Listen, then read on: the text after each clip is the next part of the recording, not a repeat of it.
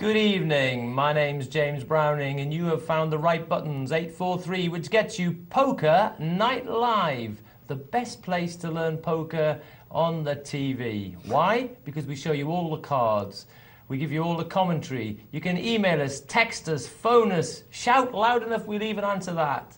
And what's better, I have a great mate of mine who I haven't seen for ages with me tonight. Yes, it's His Highness Prince Charles, Mark Banin. Yeah, a courtesy if you don't mind. Oh, sorry. Good evening, sir. That's better. I got him well trained. Nice to see you, Mark. Yeah, nice to see you, James. We haven't been on for a while now. It's been a while. Well trained. He says, "What are you wearing the tie for? You don't do that. We'll all have to wear one." That was him earlier. That was me. That was me. That's very true. Yeah, you've got to take it off. You've got it, doesn't it? Excuse me. What made you get that anyway? That's what I want to know. Flirty Liz likes it. Flirty Les? Yes. Oh, you do look like a boy, James. We better move on. Anyway, on with some information for you. What about texting us? I said you could do it. Here's the number. It's a new number. It is 84222. And all you have to do is write poker and your question. And do that number, 84222.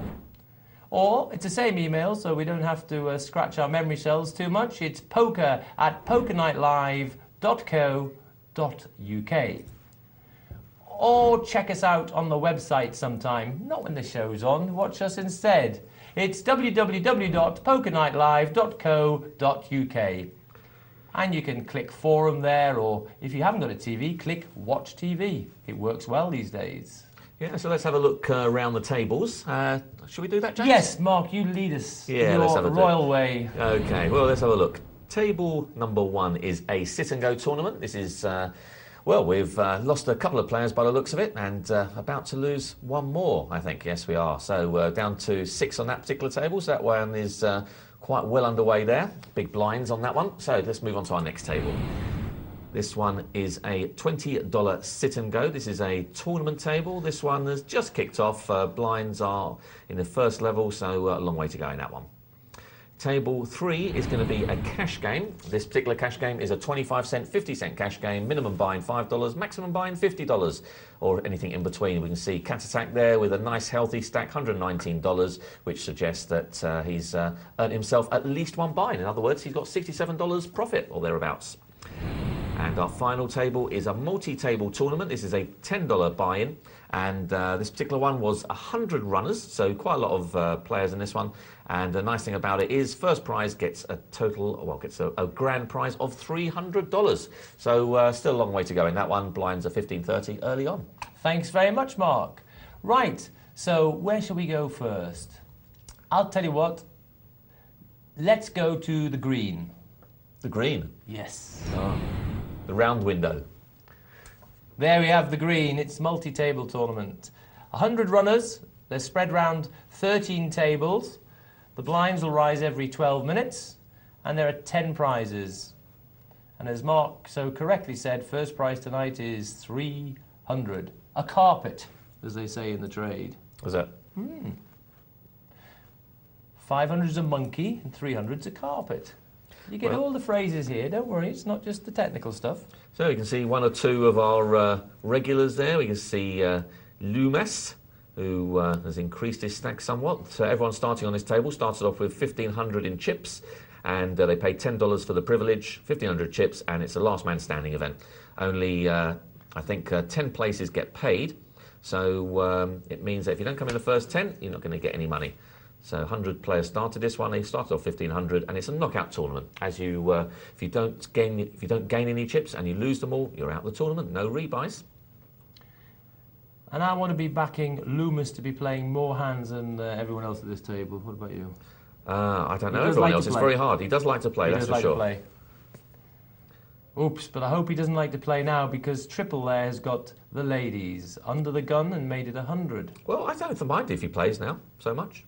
No, actually, he has the first... Because at the end of the day, if he hits his cards, he's going to be winning, isn't he? He's not going to be playing, he's not going to be going wild if he hits a 3. No. So he's either going to hit his king or he's not, or he's going to hit his flush. He could hit a flush draw, however. Yeah, that could be costly. That wasn't so good. Oops, I dropped my chips there. I was shocked. Loomis, what did you do there? You got me frightened. Well, this is strong play now. Triple is saying, OK, you want to play? Oh, he's called. He's called, James. Oh, he's hit a straight on him. Oh, no, he hasn't, sorry. No. Oh, he's getting a flush, though. Oh, goodness me. That Loomis, he's... What's he doing? Hang on, did I forecast he was going to play more hands than anyone else before it happened? Yeah. Loomis, what are you doing? He just got 2,880, that's what he's doing. Yeah, I'd like to know what he done there, though, don't you? And he decided to play 6-4 offsuit this time. Yeah. He makes you look like a rock with your 7-8. He does, yeah. He's loosened up somewhat, isn't he? This is taking loose to the nth degree, and I think... He even makes me look tight. Well, Triple Eight doesn't believe him. Even I don't think you need any help in that department, James. I don't think you play Ace-Jack on a button, do you? Never mind 6-4. Yeah, you'll be all right. Well, it should be interesting. He's got an ace this time, Loomis, but just before him, he's got Tommy with the ace-queen. Tommy Lyon, no less.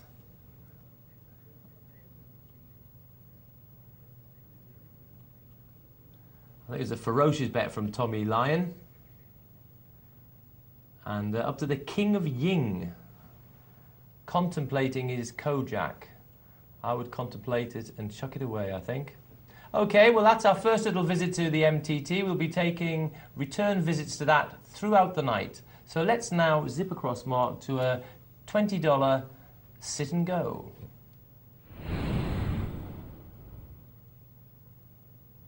And there we are. We're at the beginning stages, Mark, which is quite nice. Could you tell everyone how much they'll start off with? Okay, well, they start off with 1,000 chips on this particular tournament. This one is an 8-handed tournament, so unlike our multi-table tournament we saw a moment ago, this one is only one table, only 8 players, and it works in much the same way. It's a knockout tournament. If you lose your chips, you're out, and the idea is to gain as many chips as you can, get into the top 3 spots, because that's where the money is. And this one is a $20 tournament, James, did you say? It certainly is. Yep, so if this one's a $20 tournament, that means there's $160 in the prize pool. First prize will get $80. Second prize will be, let's see, will be $42, I believe. And No, it's not $42? 50 and 30, is it 50 and 30, is it? Yes, it's 50 and 30, so 30%. So you're right, so it's in fact $48. $48 and 32 for third. So some nice prizes there if you can get it. Frantic there. Can't enjoy the look of that flop. 5-10 queen with a pair of deuces. Oh, he stole it there with his 400 bet. The best part of Frantic's hand there was it would remind him of our new text number. 84222. Cat Attack. I do like that name. Raised from Pascali and call by Frantic. Wow. That's some call with an ace-3. Yeah, well, he's going to, well, I was going to say if he put a bet out there, he would have won it. Don't think Pascali liked the look of that king. I had a feeling he didn't like that king. Well, Frantic's got no part of this now, not even a backdoor opportunity, so I dare say he's going to throw this away, yeah. Didn't like the call of a raise with ace-3. Any time you call a raise with one of the cards which is likely to be a raising card, it's very dodgy. I mean, I'd far rather call it with 2 Look at this, James. We've got cards. 2 ace-kings here. And just to boot, we've got an ace-7 with Frantic, who, if he likes ace-3, well, you'll like ace-7 even more. But he won't like it now too much, I guess. Or will he? I think I fancy the second ace-king to win this.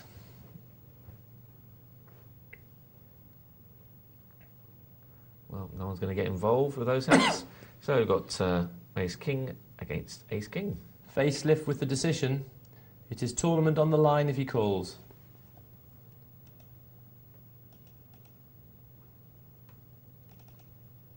It's a horrible decision. He doesn't like it.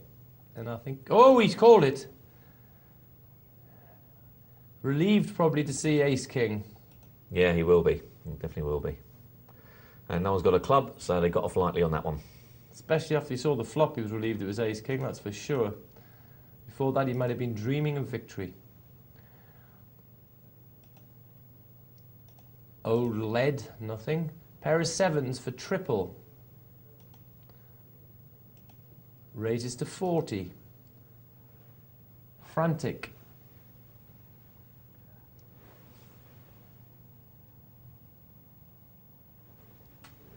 Quite an interesting little stat there. James had Crazy Gum decided to take a punt with his 7-4 suited in that ace-king battle there. He would have been the favourite.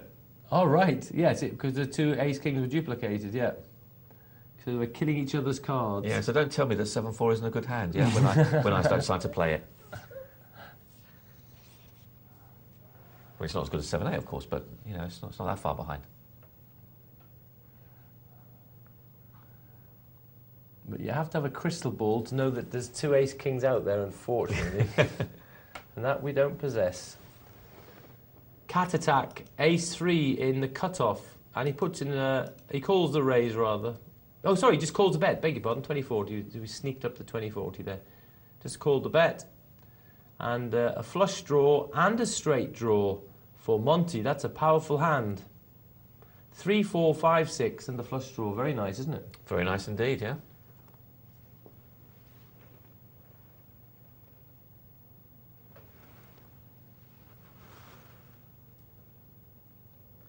Well, he likes it. Don't blame him. He's got a very strong hand there. Flush draw and a straight draw. Yeah, he's favoured over the pair there. Yeah, he is, yeah. Would he be favourite against a pair of queens if he had ace-queen or something there, James? Sorry? Would he, if he had... Just one sec. Well, he's hit a straight now. He's hit the straight now. 3, 4, 5, 6, 7. If Cat Attack had, I don't know, Queen Jack or something, would he be favourite with a drawing hand like that? Probably just a small favourite. It depends if Cat Attack had a heart in his hand or whatever as well. Right. It was pretty close, but he'd be a small favourite, yeah. So, King Jack for Frantic. He likes the look of that. He decides to limp. Not a good limp there, really, I think, but a bit dangerous. But the blinds are still low, so you can afford to take a shot. But it's nice if you're going to limp with these kind of hands to try and limp in position. That way, at least you've got a chance of bluffing away when people show you weakness. But he's not going to get that opportunity now. His bluffing attempts will have to go to the turn if it gets that far. Well, he's called. And now that it's been raised by Cat Attack, he's going to probably put a continuation bet, as he should. 250, 200 will probably get him his answer. No, he's gone for the whole lot. And Frantic can't call. And he's just lucky that he didn't have anything. Where those hands are monsters, of course, is where you have the straight draw, the flush draw, and hitting either of your cards to make a pair will win. Of course, now they become ginormous when it's in that case. Huge. Someone's decided to call with his 2 overcards or something. You know, he hasn't got a pair. We see people because of low flop, they say, "Oh, I think I've just called my ace-king." Yeah. And he's up against like up and down straight, flush draw, and either the 2 cards pairing that will win. And then they become monster hands. Yeah, yeah. Absolute monsters. So, James, you've been on your travels recently. You've been travelling around a little. Yes. Have you been just playing... have you been playing any of the cash games at any of these places, or just tournaments? Yes, no, I've played cash games everywhere that I've been, but I haven't had. I've had quite long runs in the tournament, so actually I've had shorter times at the cash table than I normally like. Yeah. But the cash games have been fine. It's been positive on every trip so far. Oh, very good. Not massive, but positive every trip, so I can't complain. And the tournaments have been rather nice for me. I had quite a good little run of the tournaments now, starting in France with the 2nd, a 3rd on the boat, and the 13th on the boat. But you should really tell the viewers that there were, in the first one there was only four people turned up. 3, I think. And the other one was only 6, wasn't there? Yeah, I wish. On the boat there was 342 people. That's a lot of people to get through. Yeah, but they're probably all drunk and in the boat. Well, they were, but... No, that's very good. You've got had some good results then in your 3rd travels. in Moscow, yeah. 21 in Austria with 200. Well, I was talking to you about that one through the 230 odd players or whatever. Yeah. So I'm keeping fingers crossed I can maintain this run in Stockholm. So Stockholm is next stop. Yes. Yeah. And they've got a quite nice structured tournament there, I believe. I think it's a 2-day tournament, but I think it's quite a good structure. Yeah. Is Johan going with you? Johan? No, actually I haven't met Johan yet. I've heard it on the show. I haven't met him yet. So maybe you'll be there. Who knows? It could be. It could be. It could be. Who knows? Back to the game. Okay. Back to the game. And we've got triple against Frantic. Excuse me for the tickly cough tonight. So did you get a chance to play any of the other games? I don't know if there were anything going there while you were there in terms well, of... in Moscow? In any of the places, any Omaha or Stars or anything?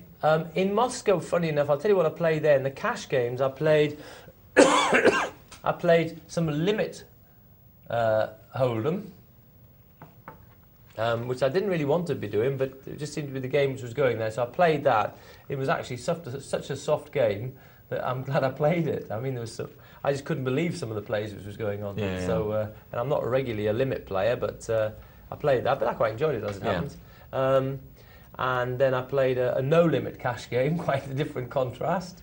And I played a dealer's choice game there as well, where they played quite a lot of high-low games, as well as Omaha High and Hold'em. But they played quite a lot of 7-card stud high-low as well. They played. Yeah. Did you play that much of that? Yeah, they played it a few times. I played a little bit of all the games. Oh, and I also, funny enough, for the first time for ages, I actually played on my last night. Oh, look at this, Mark, we've got aces against kings. Pascali's hit the trip kings. Poor old cat attack. Is there an escape for him? No. Afraid not. No. What a result for Pascali. Yeah, he got out of jail on that one, and cat attack will feel very hard done by. It was a head-on collision, but he had his seatbelt on and the airbag and survived it.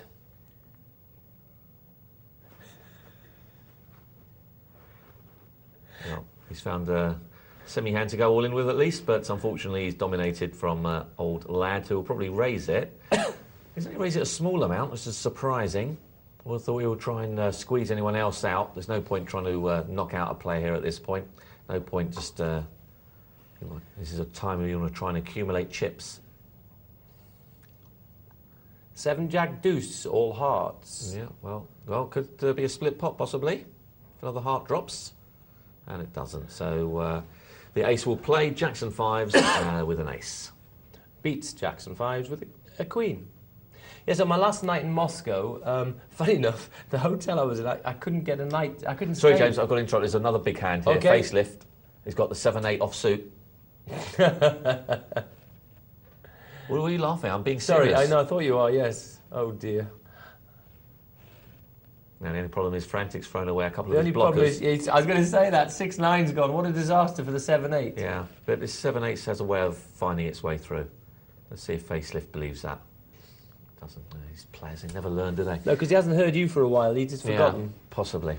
Yeah, so, I couldn't have a hotel for the last night, so I decided, well, the only thing is I'll stay up all night. Where's this, in Moscow? In Moscow, because the card room stays open all night long anyway, and I had an early flight. And the game broke up, but I ended up playing some backgammon. Oh, very good. A guy called Yuri, who could definitely play, but I managed to brush off the cobwebs, and I think I won 12 points. All right. How much do you play per point? It's $20. Oh, okay, so that's not a nice little return. Yeah, and saved the hotel, so it was, extra win, wasn't it, really? Yeah. Yeah, funny enough, I was in LA and I did the same thing. Not played backgammon, but played cash all night. So. Oh, right. Yeah, that was pretty profitable as well, so that worked out quite good. So when it works out, it feels good. It works, yeah. I mean, it was a long old stint. But if you've missed your sleep and you lose, that's no good. No. Well, there was no point, really. I thought last day I'd give it a shot. Yeah, so I played about I can't remember how long it was for. I played about a 10-12 hour stint, I think. Ace-Jack there, but he's been re-raised by the pair of 5s. Crazy Gum, well, I don't think he... Well, yes, it's awkward for him, but he hasn't got so much left. Difficult decision for him, I can see, because Ace-Jack's not the best. Okay, he's decided he'd rather bet with it than call, probably, so I can't blame him. It was an awkward call. Yeah. We could see here it was a pair of 5s, and he was a small underdog, but... he could have been dominated by Ace-Queen or Ace-King. It could have been a pair of Jacks, Queens, Kings or Aces. Yeah. Funny enough, in LA I played a little bit of stud when I was out there. I haven't played for a long time, for years and years. When I say years and years, it was the first type of poker I ever played probably about 10 years ago. I only played it for a few weeks and then I sort of came off poker. And then really only started again 3.5 years ago or so. Yes, no, I played a lot of 7-card stud to start with. Yeah. I think it's actually a good basis for your game, actually. Yeah, it's an interesting game. It makes you... That was limit, though, that's the only problem. You were playing limit as well, I take it? I started limit to start with, actually, and then I went on to pot limit very quickly. Yeah, but England's the only place that does pot limit, isn't it? No, other places do pot No, limits. they don't do it in the States. I don't even heard of it. No, they They don't even know it exists. Yeah. I don't think anyone actually realises it exists. Yeah. No, we had in the northeast. We had a great pot limit 7-card stud. Of course, there was a great pot limit in the Vic as well. Lots of 7-card stud there. So, did you get a game going of 6-card Omaha High-Low? No, they didn't play that. They were quite reserved in Moscow compared with the numbers of the cards. It is a fun game. They had 5. They did play 5-0. What High-Low? Yeah. Really? Ace 10 raises, takes down those blinds. Well, we're on the 3rd level, still 7 players. I can tell you what, Mark, the tables have been very, very tight. Yeah, they are playing very tight, aren't they? And when there's a commentator in there, they're tighter still. Are they? Well, I'm going to loosen it up when I play later. I'm giving all the viewers an advance warning. You're going. I'm going to be loosening up that table. You are? Yeah, of course we have to, don't we? Yeah. I've been playing tight and it's got me nowhere, so I'll play loose this time. All right, but they now know. Well, I don't mind. They'll know anyway within the first 2 or 3 hands, I'm sure, unless it's real bad. Of course, you might be bluffing them now. That could be the point. I could be, I suppose. You could be an absolute rock, and you tell them they. Yeah, well. Yeah, you never know. We'll have to wait and see. Yeah, I mean it's a real rags, and obviously I won't do it, but you know. If it's premium hands like 7-8. Yeah, 7-8 or Jack 4 or something. Yeah, you know, as long as there's one bit of paint in there.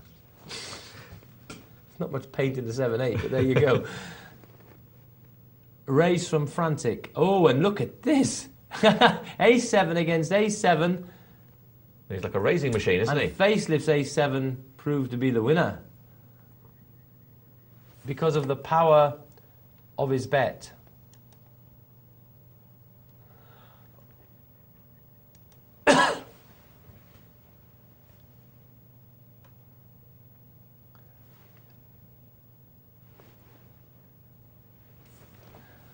Okay, and it's a raise from Crazy Gum. 640.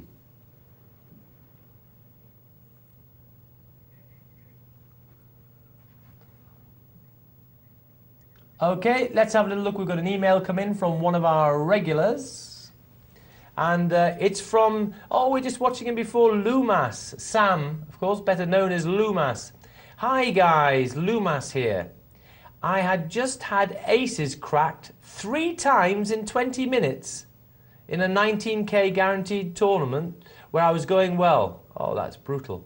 And the King 2 all-in versus Queen was it was King 3 actually, Lumas, was because I was short-stacked and basically couldn't be bothered. He wasn't that short-stacked.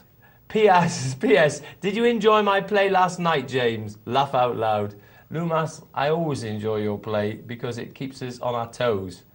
But you do some, you're a mixture, mate. You do some absolutely great moves. If I could find you a brake pedal as well, you could be Formula 1. But we'll work on it. Okay, back to the game.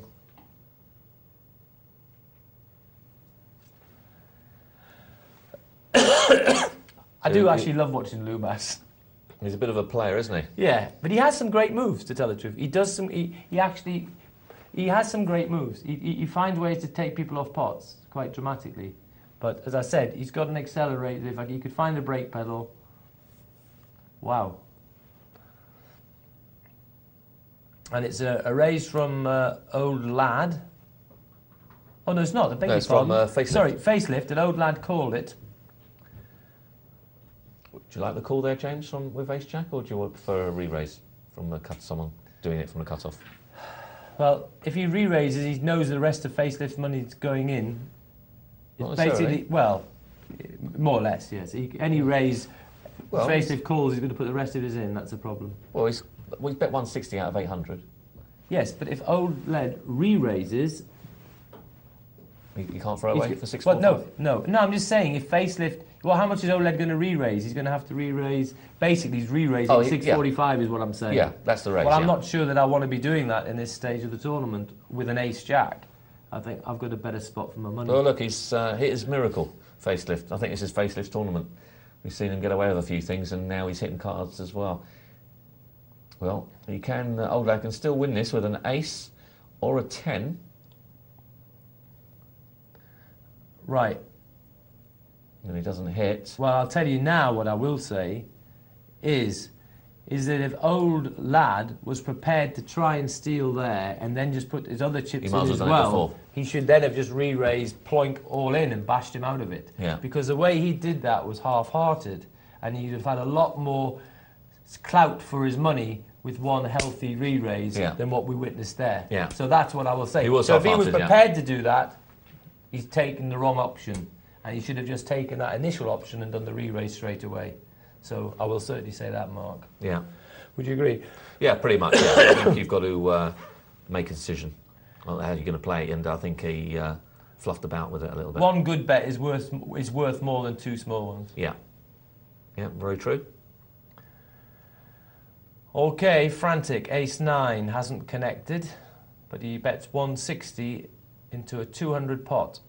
And Facelift doesn't muck around here. He's asked him the question. It's a nasty situation for Frantic, but reluctantly he put it down. Yeah, well, Facelift is taking command of this, isn't he? He is at the moment. As I said, he's hit a few cards when he's needed to. Old lad there, from being comfortable, is in trouble. Well, I don't know. This is a terrible raise. He's got to stick it all in. Yes, it's all in or nothing, or pass. It's raise or fold. Yeah, now the guy's going to raise him, and you know, I mean, he would have done it anyway, but he's not going to fold it, I don't think. So he's now saying, "Do you want to put the rest of your chips in?" And he's called. Well, he's hit his 5, so he's got another out now. He can hit his 5. He's got 5 outs. Ace or 5 to... Actually, he had 6 outs. He had 3 aces. 2 5s, 3 aces, and the way out. Yeah, he took the last option. There you are, ace 5. He hit the 5 in the flop. 2 5s would have helped for giving him trips. There were 3 aces floating around to give him 2 pairs. And we have our 6th place finisher. Yes. So we're now on level 4, and we've got 6 players left. So Monty cranks it up with Queen King to 320, and looks like he'll get through with this raise, I think. Oh, I don't know. You never know with Facelift what he's going to do. He might like the fact that it's suited. But he's going to have to hit the flop, isn't he? Otherwise, he's going to be facing... but he is out of position. He's going to be facing 700 if he misses the flop. I think he'll see better of it and pass. Yeah, he does. An awkward one to call with, I believe.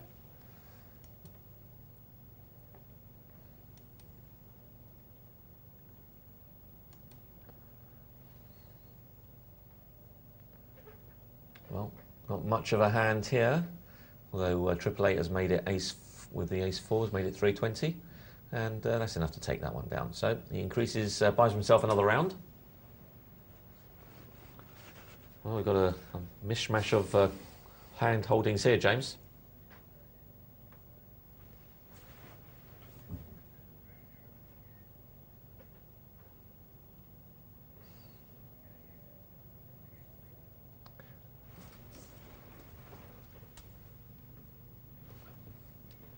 Okay, don't forget, later tonight we're going to have Beat the Presenter.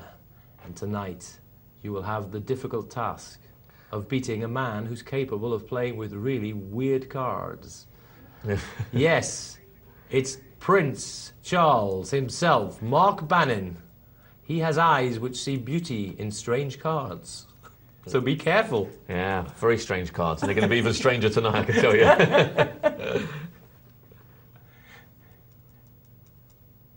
He's seen Jack 4 off suit and said, "That looks quite nice."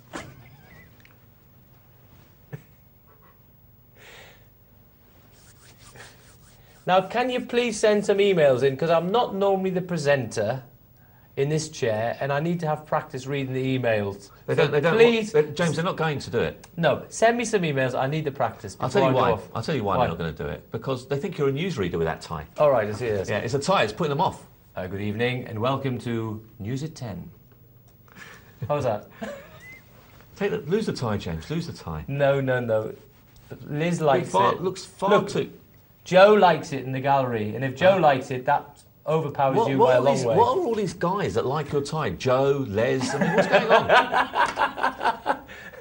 I'm getting a bit worried, James. This is not how I thought. This is the lovely, gorgeous Joe in the back room from Wales. Just let me just move my chair slightly. A lovely lady. Oh, Joe. Yes.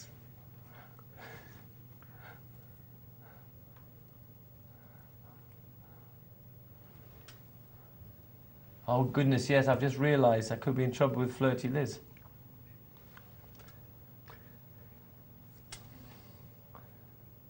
Facelift, pair of nines, makes it 480.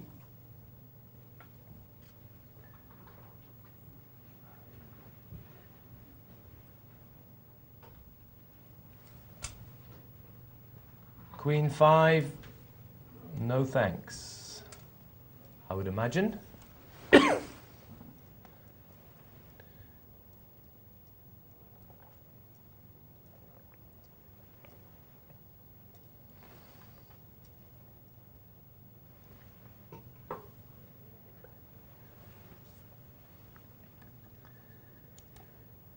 Well, Facelift has got a decision here. He's thrown it away, James. He's thrown away the pair of 8s. And the other guy's got... Is it trips now? So he's... Yeah, the other guy flops 2 pairs, and along comes another ace. Yeah. For Crazy Gum. All we needed on the end there was the 8, just to make Facelift all upset. He was behind on the flop, because with his ace against the Queen 5, but he found a way to wriggly out of it. Got Queen Jack now against the pair. What's Pascali going to do? Not a very good pair. He decides to throw it away, and I can't really blame him. He knows that Triple Eight was committed with that hand, so in effect all Pascal would have done is just call it. Even if he was to raise, it was just in effect a call because Triple Eight had committed himself. Well, thank you very much. How nice to just pick up 480 and do nothing. Yeah, very good indeed. That's what we like, isn't it? Well, Crazy Gum hasn't got much of a hand here, and he decides just to toss it. So blinds are 163.20. We've lost 3. We're down to 5, which means that we're 2 away from the money. In other words, the next 2 players that go out won't get anything. And Crazy Gum is making the move with a 7-8. Suited, though. Suited version. So he picks up 480. That's the version which Mr. Banin doesn't like as much. Well, they're all a thing of beauty, the 7-8s. They're suited. Oh, you used to be a little bit fickle with the suited one. Yeah, I don't mind too much with suited. I mean, it's still a thing of beauty, isn't it? It's like... It's grown better, is it? I would say it's grown better. It was always pretty much up there. Oh, it was. It's just that I used to talk about the 7-8 offsuit a little bit more, that's all. Okay. But it's always it's a pretty good hand. Better than King 8 anyway. King. Top pair. There he is. Pair of kings. And we have 4. We do. So how have you fared in these Beat the Presenter tournaments, James? Well, not as well as I would like, I'm afraid. I think I've come 5th the last twice. Not good enough. All right. And you played how many times? Oh, about 97. Well, I've actually come 8th, 8th, and 6th.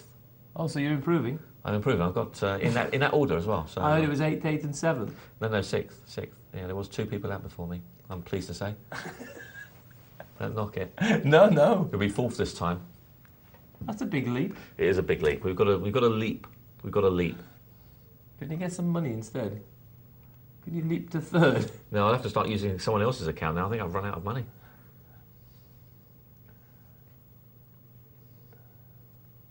Crazy Gum, ace 10. Well, he liked it before. Let's see how he likes it now. I think he'll like it four-handed. The only problem is, what's Pascal going to do? He's in for 320 on this hand, so Crazy Gum has got a choice of doing that or throwing it away, and he's decided to do that. I like the play. Yeah, well, he can't call now, Pascal. He knows that he's 50-50 at best.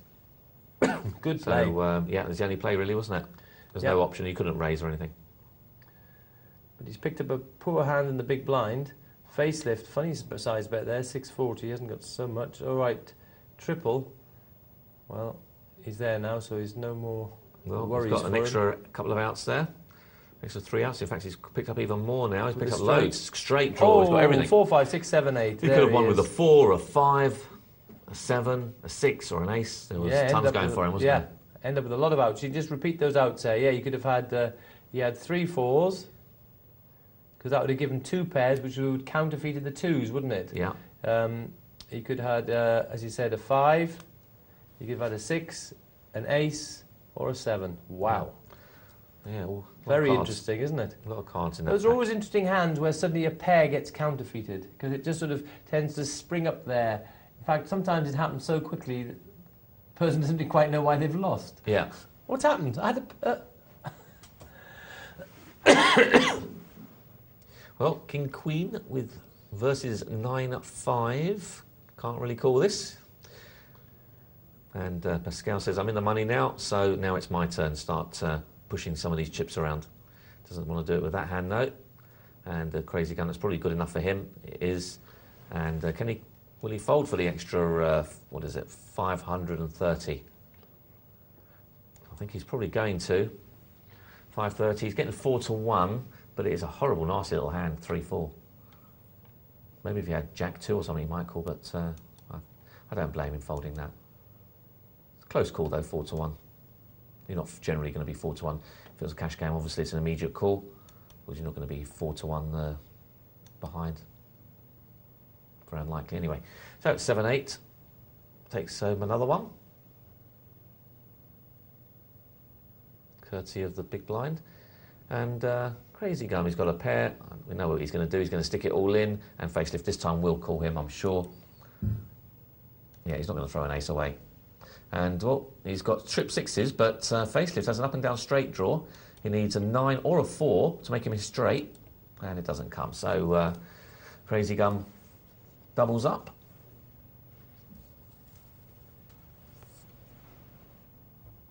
This is looking pretty good. And Crazy Gun will probably take the night off on this one, I think. Don't think he'll be playing that. Probably thinks, I've just won these chips, I don't want to give them all away. And he's looking at Facelift chips. He thinks he's probably committed to calling with any cards. There he is. He's got all his chips in. And Facelift there. He's only got 945 left. Yes, I think he's right. He had to put it in there, Mark. But look at this. He's got it. He's made a straight. And I said I thought he had to call. He was just more or less committed there. And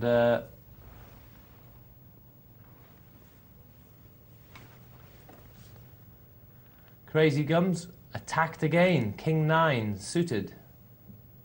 Pascali didn't want to know. But that was a nice result for Crazy Gum. He took down 960.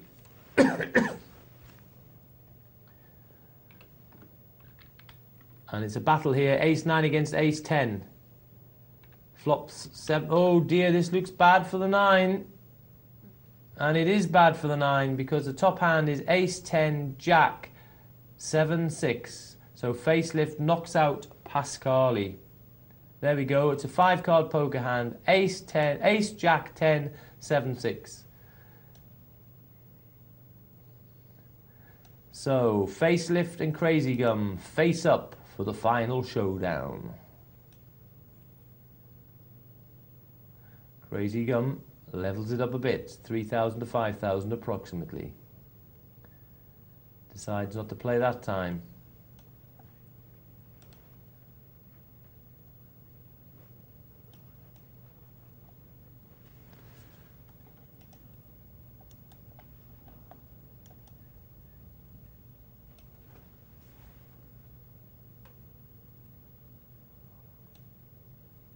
Here we have 3 4, pair of 5s, queens and 5s. Crazy Gums captured the lead. And look what he's got now. What a follow-up.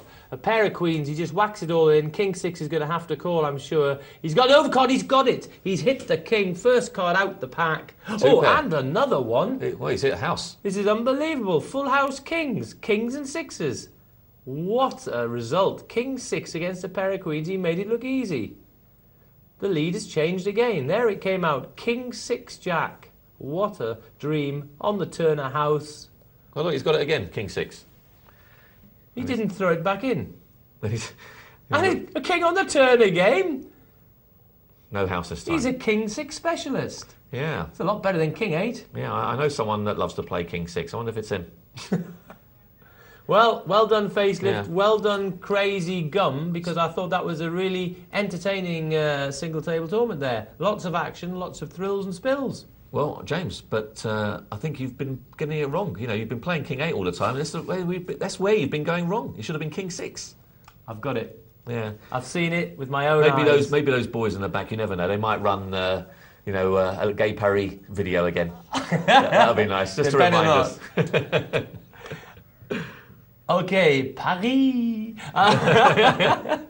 Okay, we've got an email here. It's, hi guys, top show as always. Thanks very much. A quick question. On Slansky's video, The Theory of Poker, he says that poker players should not limit themselves to one game and learn to play different variations of poker, which I have been trying. Do you think it'd be a good idea to feature an hour or so a week of Omaha and stud on the show just to help out those inquisitive new players who want to broaden their horizons? Keep up the good work. Thanks, from Chemo. Well, thanks for that email, Chemo. I think it's an interesting suggestion. Mark, what do you reckon about that?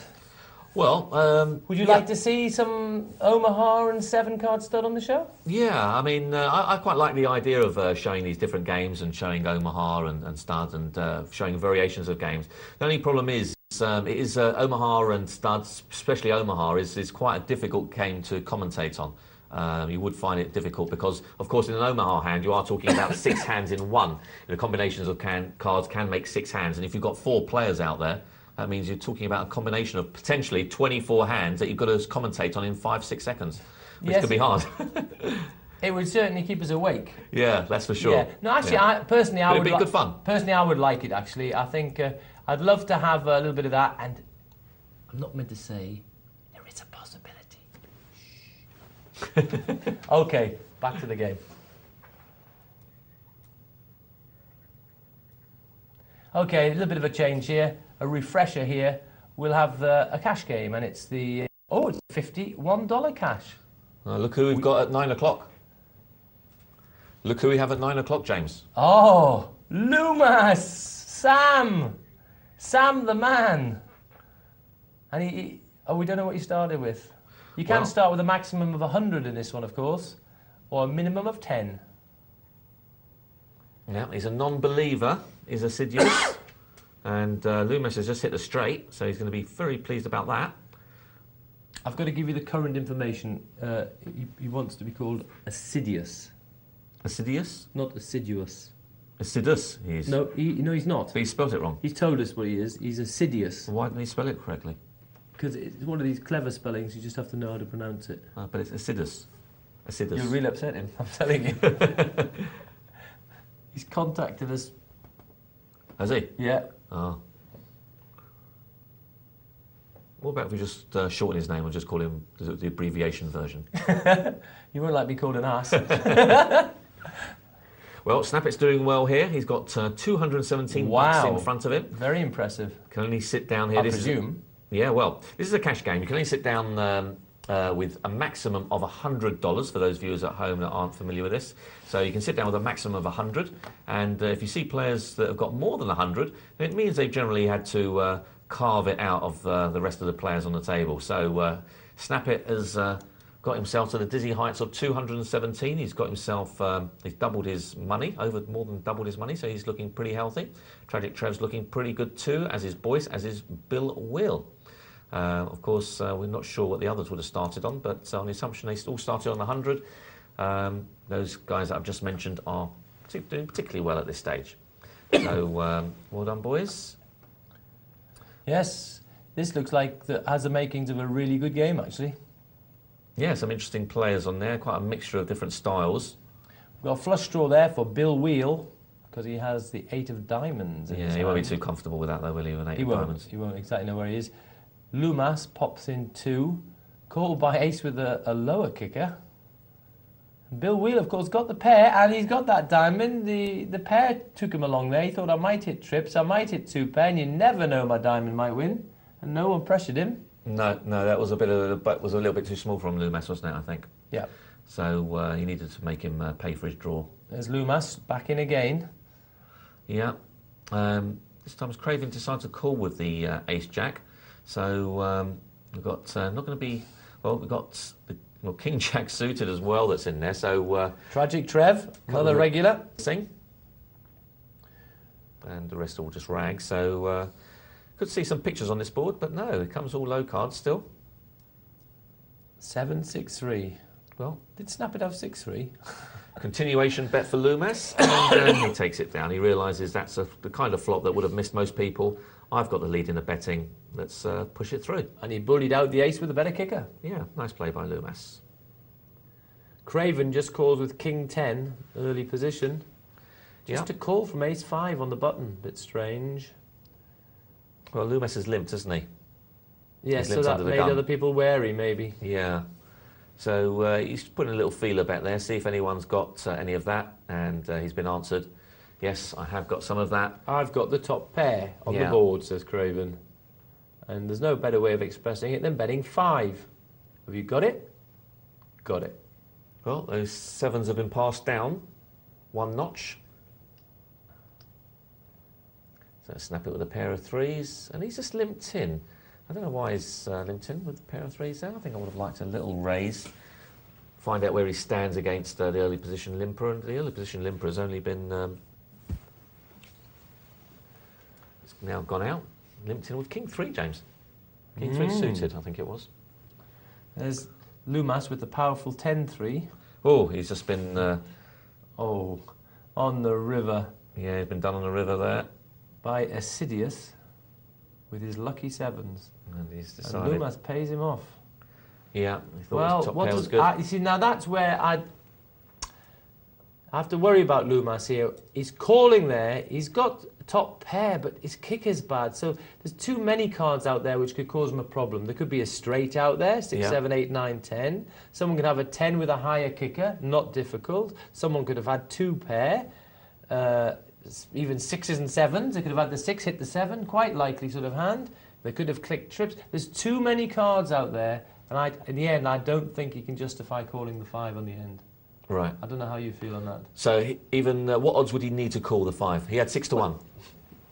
I just think that when the person... Well, it might have been 5 to 1, actually. Yeah, he'd been the one ahead making the betting, and now someone else wants to bet at him. That's telling him something, surely. Yeah, and it Why does the guy suddenly want to bet at him? And the kind of bet it was suggesting, I want you in there, bet.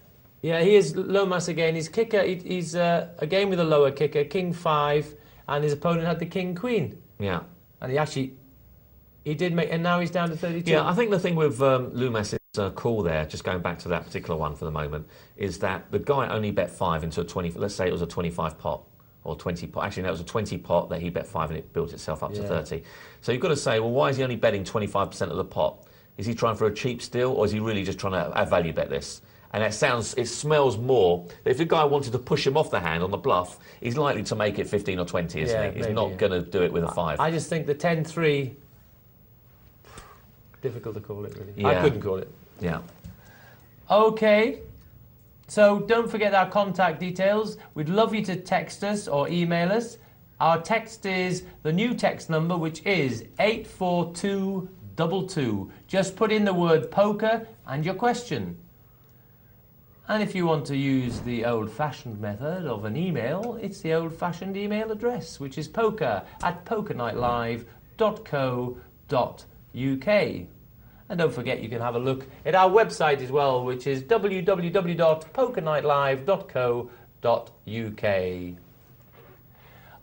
Okay, it's now time for a phone call from our guest, Tony TK Kendall. Let's see if he's there.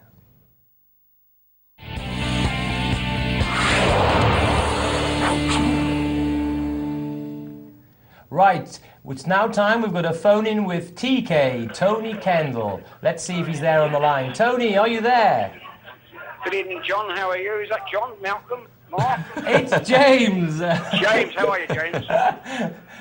I'm fine, thanks. It's good to hear from you again. Where are you tonight? You sound like you're in a fun as you can place. probably hear, I'm in a competition. I'm at the world-famous Scut Shop. But can I just call this bet first? How much is that, please? Go on then. I've been called, and I'm in a bit of a hole here. It's come ace-9-5, and I've got 9-10, so I think I could be in trouble. Oh, no, I'm winning. It's pocket sevens. The board is ace-9-5, and I've got 9-10. That's good. So we look like we might have got this one. I want to know what he's doing, playing 9-10. We've got it. Okay, we're at the Gut Shop Club in... How much was the bet, anyway? The bet to me was about 600. Oh, okay. We started with 1,500 chips. Yes. And it was a double chance, so it's 3,000. And I'm sitting on 47,000 at the moment. Whoa.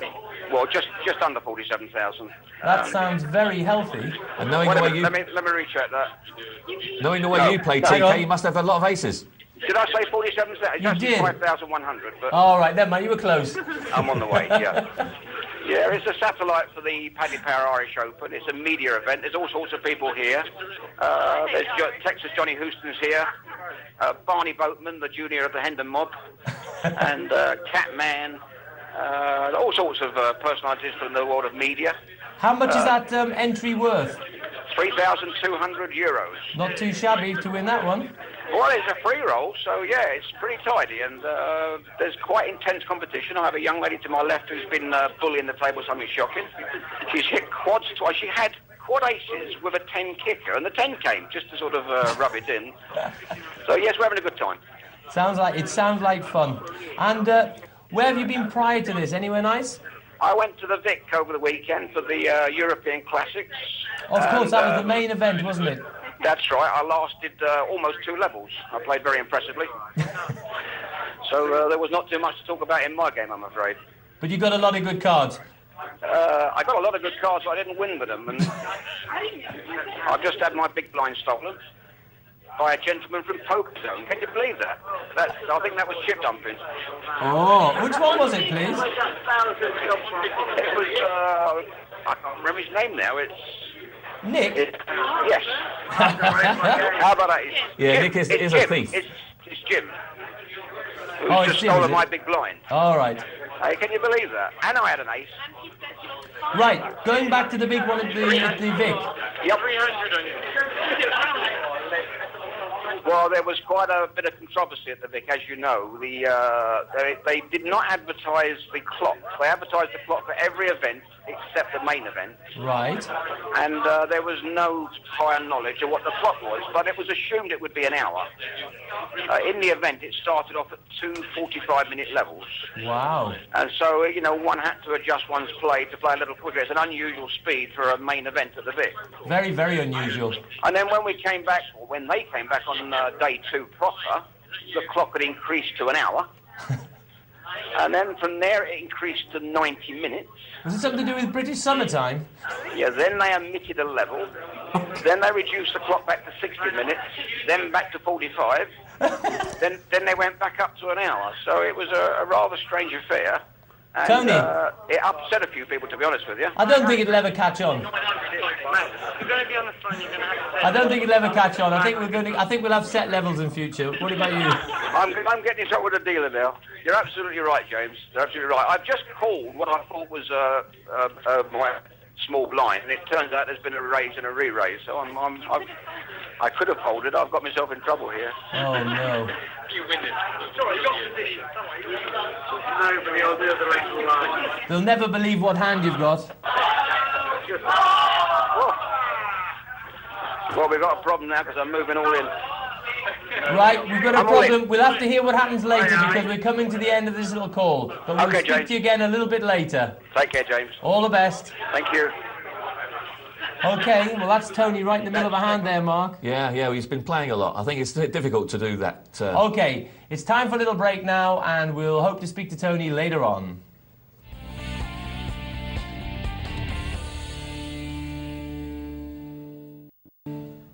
Welcome back to Poker Night Live. I'm James Browning, and this is Mark Banin tonight with me. And Mark is getting himself, he's been limbering up in the break, he's been doing his exercises, he's had a bit of meditation, he's had a back rub, he's ready. He's going to get launching into Beat the Presenter any moment now. So, you've been warned. I've never seen anyone in finer shape than Mark tonight. You're in trouble, boys. I'm confident in him. Okay, let's have a look at the MTT and have an update to what's going on. And we're left with 29 runners, and they're spread out over 4 tables. And remember, we started with 100. And all in for Woodsy with his ace-9. And that beats the Queen-King. No one connected. The blinds are 150, 300.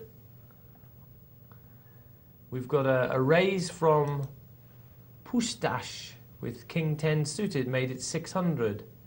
And Dio with the King-Queen passes. Richie surrenders. Pustash collects.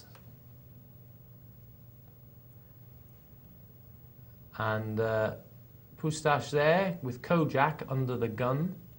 Pothead, no thanks. Richie in the small blind with 4-5 offsuit.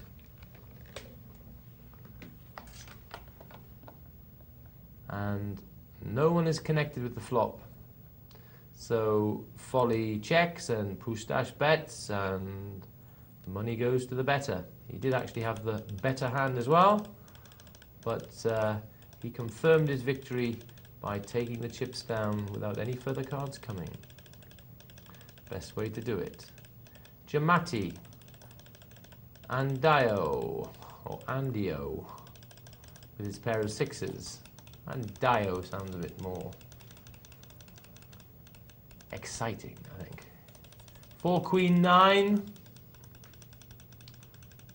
And Folly's got the pair of queens and he's bet 900. That's good enough. Takes him up to 6,755. Jamati, Queen 10 suited under the gun, no thanks. And we're down to the small blind. Pustash, ace 4. Is he going to raise it? Put pressure on Pothead. He does, small raise. It's going to cost Pothead 300. He's only got 1985. And Pustash there, clever little bet, pressured the low stack Pothead.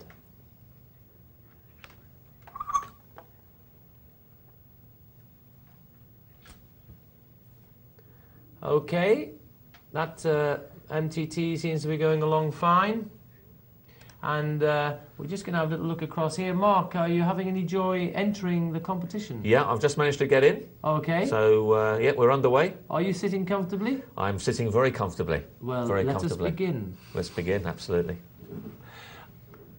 Okay, let's have a little switch now and we'll go to a cash game. And it's back to the cash game we were looking at before, which I thought looked quite tasty, actually. It's the 50-cent $1 game. And we've got lots of our favourites there. Snap It, Tragic, Trev. Oops, Loomis has gone missing, I'm afraid to say. Assidious, Monty, Boyce, Bill, oh, they're all there. Mustang, Andiana. What a crowd. Pair of jacks for Assidious. Oh, on the river, if there was any doubt. But look what's Mustang. The 9 gives him trips, but it gives him the straight. It's a cruel game, this Texas Hold'em. For a brief second, you're happy. Until then, you suddenly realise it helped somebody else as well. Tragic Trev. Don't think... Oh, he limps in with his 8-9. Bill Wheel on the button. Is he going to pop in a little raise? No, he just calls. Snap It. Might be tempted to put in 50, I think. He does. Assidious checks. Flop 10-4-2. No help for Snap. No help for Mustang. But it's a help for Bill Wheel. It gives him top pair. Not forgetting his backdoor flush draw. Mustang Doesn't have any of this. And Tragic Trev quite wisely passes. Snap It seems to be going along very nicely there with over 200. Most you can buy in for is 100. And Diana there has got broken the 200 barrier as well. An imaginative raise from Boyce with 6-8 suited to $4. Mustang calls with Jack King. He's missed the flop, and Boyce's got the flush draw. Are we going to see a semi-bluff? There's $8.50 in the middle. How much is he going to bet? He bet 7. It is a semi-bluff. It means he's got a hand which he's pretty sure is losing at the moment. He was right, but he knows that if he connected, he's pretty sure it would be winning. He was right again. He didn't want to have to hit it, so he bet it. He pressurized his opponent. He used position. It worked wonderfully, and he took down the money. Good poker, Boise. And Tragic Trevor's asked me to tell people that he's looking for he's waiting on the cash game if anyone is interested. Right, we can see you in a cash game here, Tragic Trev. How many cash games do you want, mate?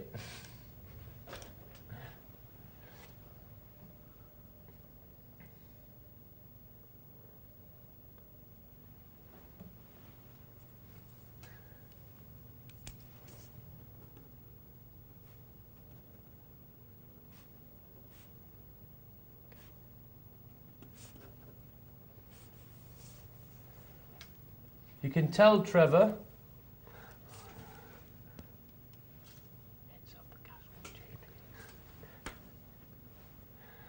Here we are, some stats.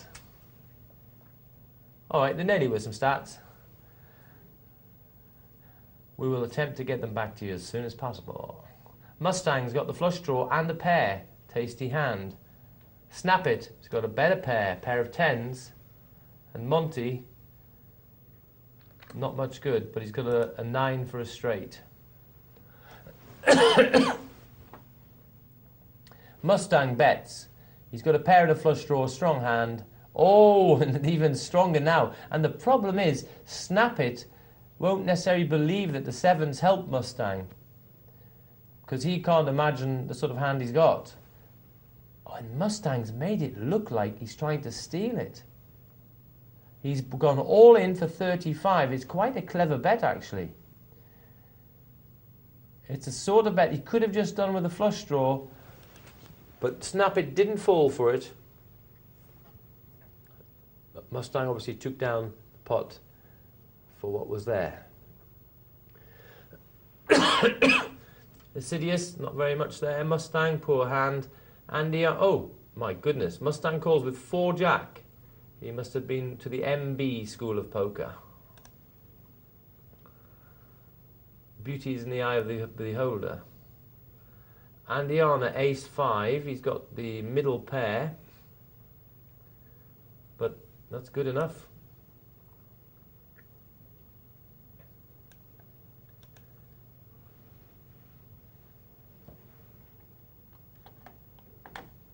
Mustang, jack deuce of diamonds. I'm sure we'll see Andiana there have a go with the queen 9.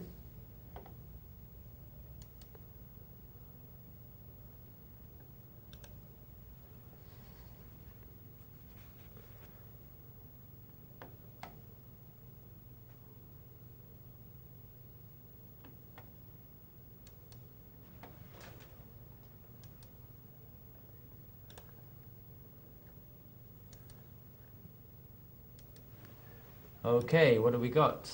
Not much for Assidious. Mustang, he seems to like a few cards. Is he going to like that one? No. Monty with ace 6 offsuit. Boise, I think he should pop in a raise here. There's only the blinds to... Yes, he's done it. He's made it 10. 4 rather.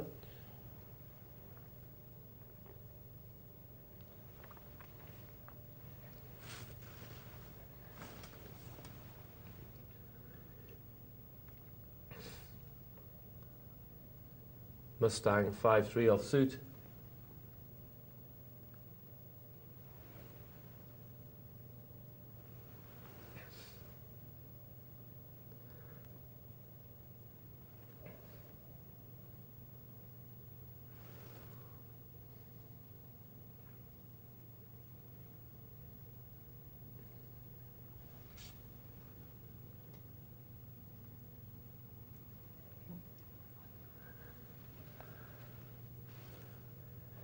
I wonder how Tragic Trev is doing in that 2-4 cash game. Maybe you should play with heads-up cash game with you, James. Yes, I've got a table open. Just tell Tragic Trev it's there. Yeah? Yeah. Don't Hey. tell the producers, but I'm ready for him. See you in a minute, Trev.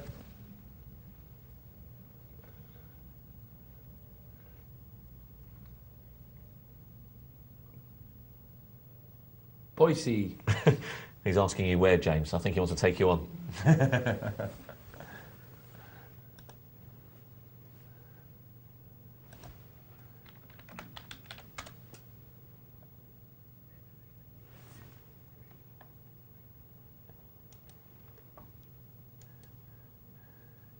Okay, we've got an email here. Hi, James and Mark. And Mark will be pleased to hear this. Love your tie, James. Oh, someone's got to, and it's being polite. It's probably not even. It's a lady. It's a lady. How do you know? Marie. You're not going to accuse of Marie of being anything else. Right, She sounds gorgeous. Yeah. Love your tie, James. It could have been a mark, and they've actually they've dissected the cake. Concentrate. I got a question about position. I actually like the big blind position, as I get to see all the action pre-flop. I play low limit $1, $2, $2, $4 cash games. I've also learned to call with ace-king, as players usually fold if I raise. Do you have any thoughts? Great show. Can't wait for the STT. Oh, Mark. Regular watcher. He's not wearing a tie, Marie, but it'll be good to watch. Right. You said, I actually like the big blind position, as I get to see all the action pre-flop. Well, that's true, you do, but still, give me the button any day of the week. Because why? Because there's only one round of betting pre-flop. And then after that, there's loads of round of betting. So therefore, you want to have position for the majority of the time. However, you're right about stressing where the big blind does have its advantage, because obviously pre-flop, the big blind is the last one basically to speak. Because obviously people call or raise, and it comes round to the big blind who has the final say on the proceedings, unless it's then carried on further after that. So anyway, I'm glad you're enjoying the show.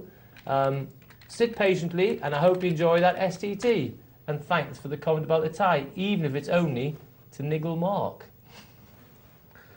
Sorry. That's all right. Back to the game. I'm sure there's a nice few boys out there that would like to comment on your tie. And even Gan is asking me, has Flirty Les been in touch with you? Last night. No, it's talking about tonight. Oh, not tonight, no. No. I think if it's a talk about Joe in the gallery, it's ruined my chances. That could do it.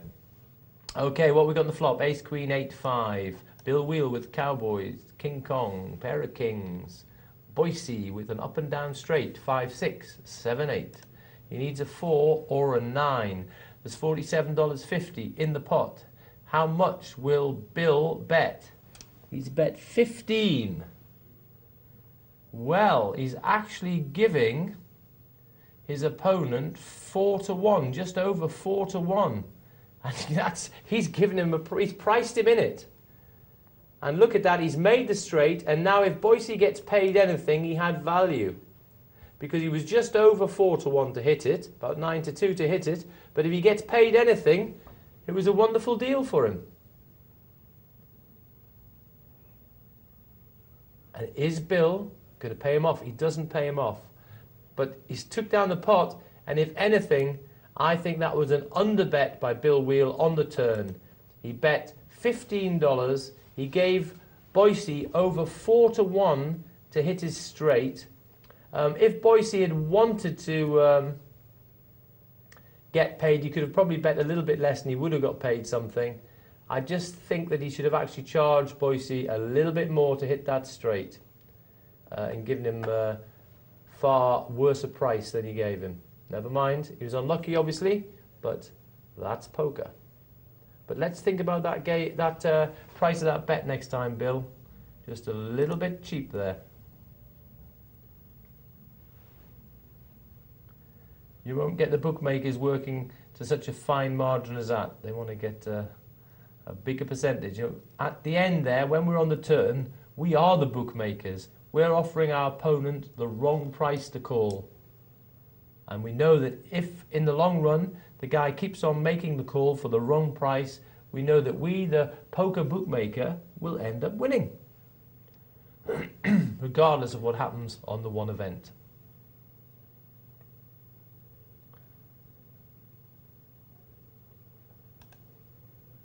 Boise, 7-3. He's got the middle pair. But Monty's got a king. Gold Snake's got a king. And the honour has got nothing. And this king with a bigger kicker, King Queen, bets 4. Gold Snake calls. Gold Snake now bets out this final $3.61. Obviously going to be called. It's kings and threes for both players, but of course the kicker determines the winner, and a queen beats a 10 every time. And we don't know if he's going to top up, but momentarily we've lost a player.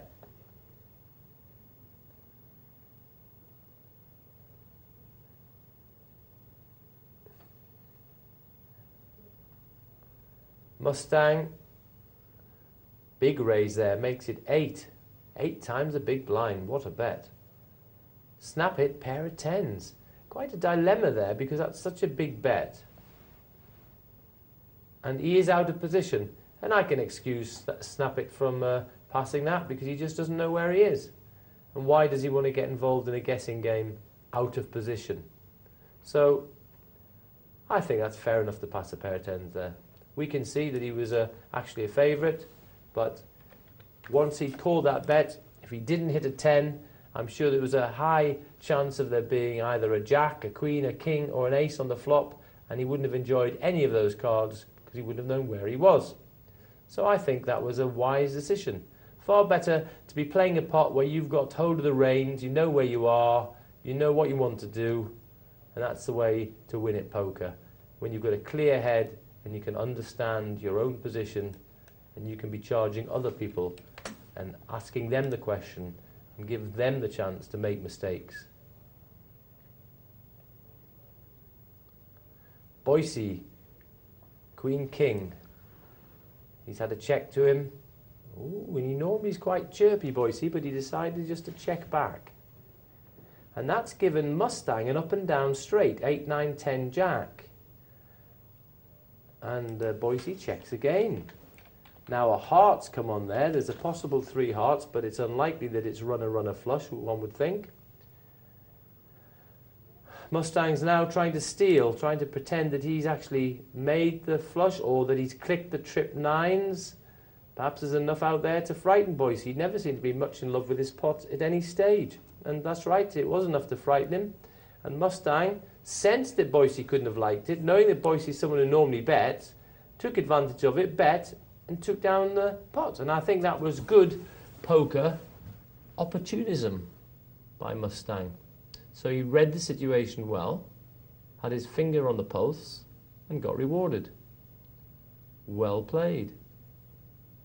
Assidious, salivating at the thought of all the chips he could win with ace-ace on the small blind. How sweet this could be. And look, Monty raised ahead of me, he's thinking. What if Monty re-raises me? Wouldn't that be wonderful? But he's called. Can't get much better than that.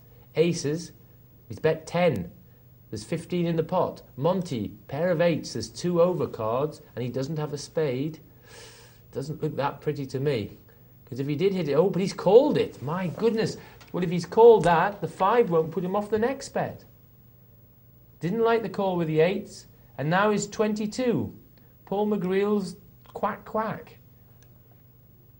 But Monty couldn't stand that one and decided to surrender.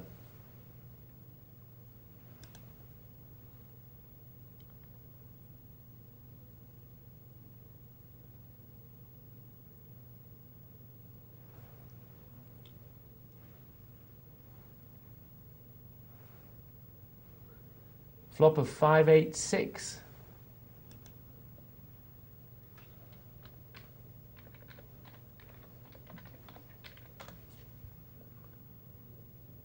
Mark, I hope you're concentrating. There's a lot of typing going on there.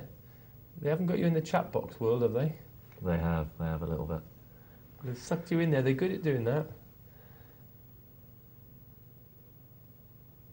And it's 5, 6, 7, 8, 9. 4 from Andiana. He's also got the Queen of Diamonds, which makes him think that there's no one got the flush, or helps him to think that no one's got the flush. Been re-raised by Mustang. Oh, he's re-raised by Andiana. There's no point in a raise of 4. If he's going to re-raise, he should have represented he's made the flush and re-raise all in, I think. Oh, now Mustang's done that. He left the door open for Mustang to do it. Now Andiana, he's got the problem now. My goodness, has he made the flush, he's thinking. Why did I muck around with that re-raise of 4, he's thinking.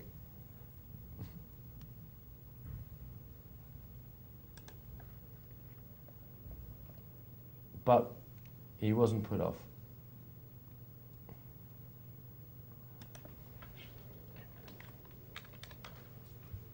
And they split it up.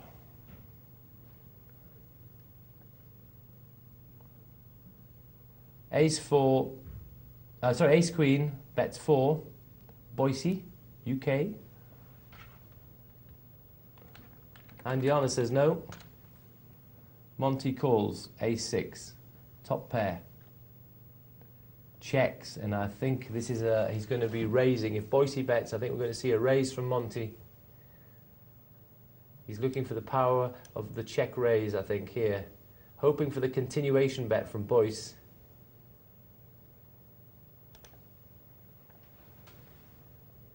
And he doesn't get it. Oh, now he likes his hand even more. He's got the top pair. In fact, he's got 2 pairs, 6s and 4s, with an ace, and he's got the flush draw.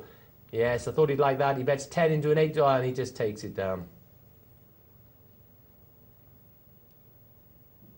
Interesting there, Monty. I do believe that you were going to look to check raise there.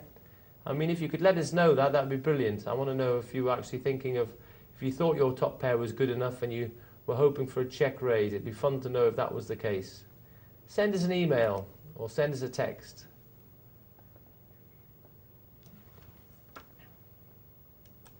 Talking about emails, we've got one here. Hi guys, great show as always. Thanks very much. And that's from Elliot. I remember Dr. Tom. I remember Dr. Tom. Oh yes, I remember Dr. Tom saying he was playing in the main event at Reno this week. Quite correct. The WPT event. Quite correct. Do any of you guys know how he is getting on, or has he already been eliminated? Cheers from Elliot. Well, I had Mark in the break do a bit of a search, and we searched, and unfortunately, in the list of the survivors for the first day, Dr. Tom was nowhere to be seen. In fact, we did a search for the word Tom. Did you find anyone? Yeah, he's a chip leader, but it's not, and it's Tom S, but it's not the same. Oh, Tom Schneider. Yeah. And he's chip leader. So Tom was doing well, but unfortunately, not our Dr. Tom. So no doubt we'll be hearing the gory details when he returns. And let's hope he returns soon, safe and well. Okay, back to the game.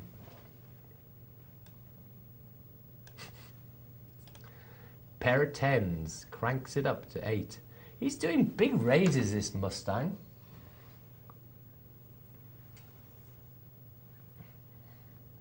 Eight times a big blind. He's starting to set a new precedent, I think. Assidious, 7 king, Mustang, 9-5.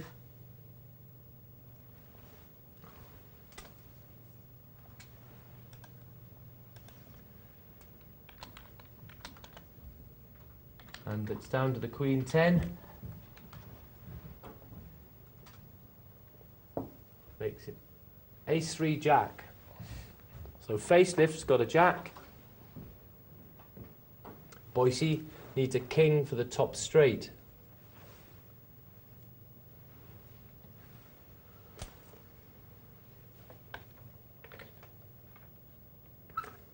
Boise takes the bull by the horns and bets 7 into a pot of 11. Facelift doesn't believe it. He smells a rat. and raises 7 with 7. Well, it's hard for Boise. There's 32 in the middle, and he passes. He tried, but he wasn't too proud to slip away when he realized that his evil plot had been seen through. Mustang. A limp I would not be making myself, I have to admit, with King 3 offsuit. And a limp from Andiana with Cowboys, Kings. Why, oh why, he was quite late. Couldn't he have popped in a little raise?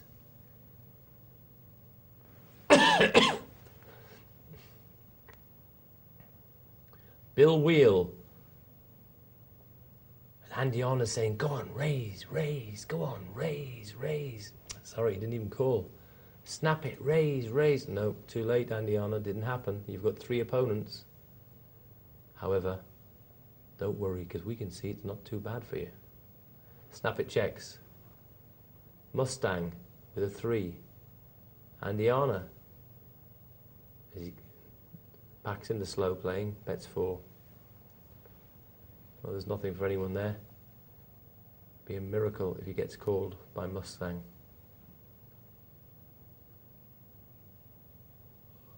No. He not tempted by hitting his 3 there and surrenders. Well, as hard as Andiana tried, he just could not get that into a big pot. And my, how he tried. Facelift 7-3. Don't think he liked that. Boise, Kojak. In the cut-off position, and he raises. Bill Wheel 9-10 says no. Assidious Ace suited says no. Mustang calls with Queen 2. Rather you than me, sir. A very difficult hand to play out of position, that's for sure. He's got a backdoor flush. He has got a backdoor flush. And I hope for the sake of his wallet he didn't get another spade on the turn. Trips for Boise.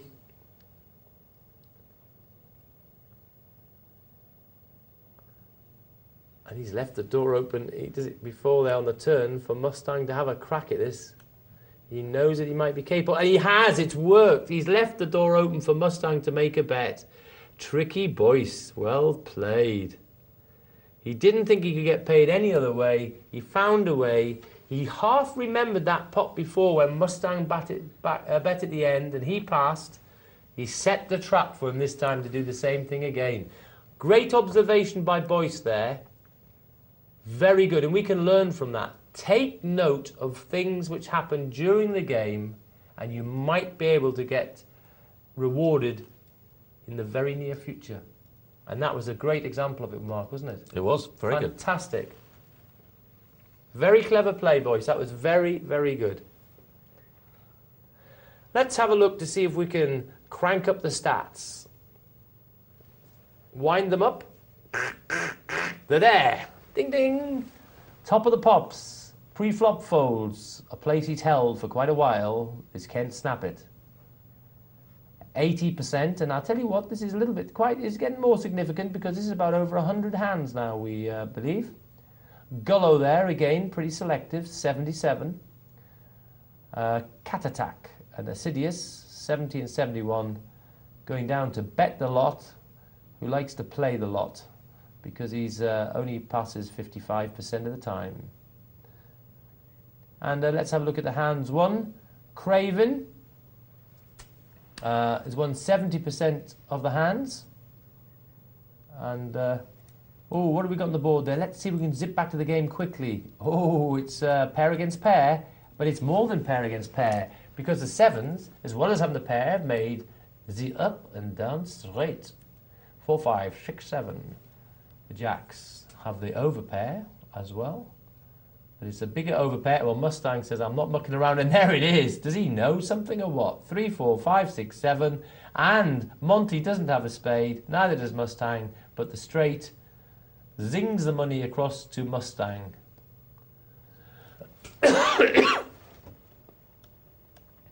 He found a very quick method of overcoming the jacks.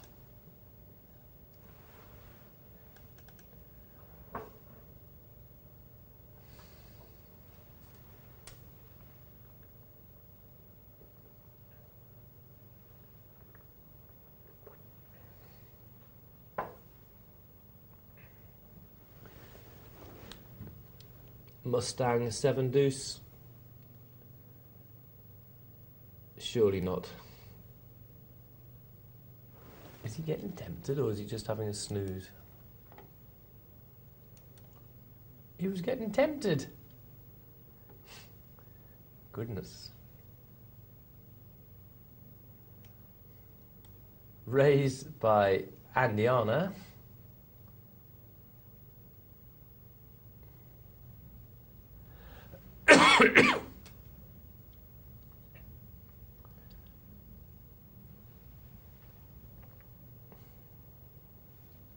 And Mustang has hit the flop. He's got the 7. Quite amusing actually, but he decided to pass, having hit his top card. But of course, there's a lovely card for Andiana. Trip 8s, but he's a bit worried just in case someone's got a 9, but takes it down, and he's comfortably broken the 200 barrier again. Yeah, there's a fair bit of money on this table. It's been a good game actually, Mark. Very good game. I like to see the guys have moved to this 51. I think it's making a good game. It's been very enjoyable so far. King 8-4. We've got a flush draw for Bill. No one's got a king, but trip 8s for Mustang. Feels sweet. Can he resist the temptation anymore? I doubt it. How much are you going to bet Mustang? Half price sale. Just over. Oh, didn't want to play the flush draw. Well done. Trips takes it.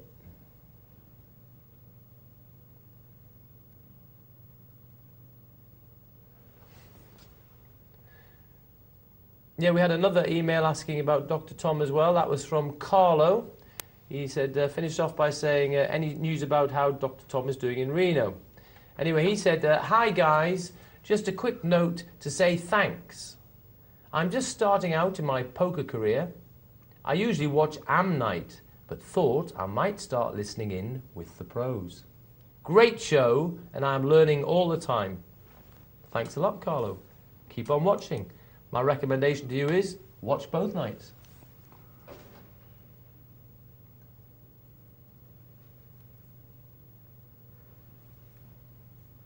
Mustang, ace deuce, under the gun. Raising hand for you, James. The ace deuce under the gun. It's a passing hand for me, I'm afraid. But on the button, might well raise with it.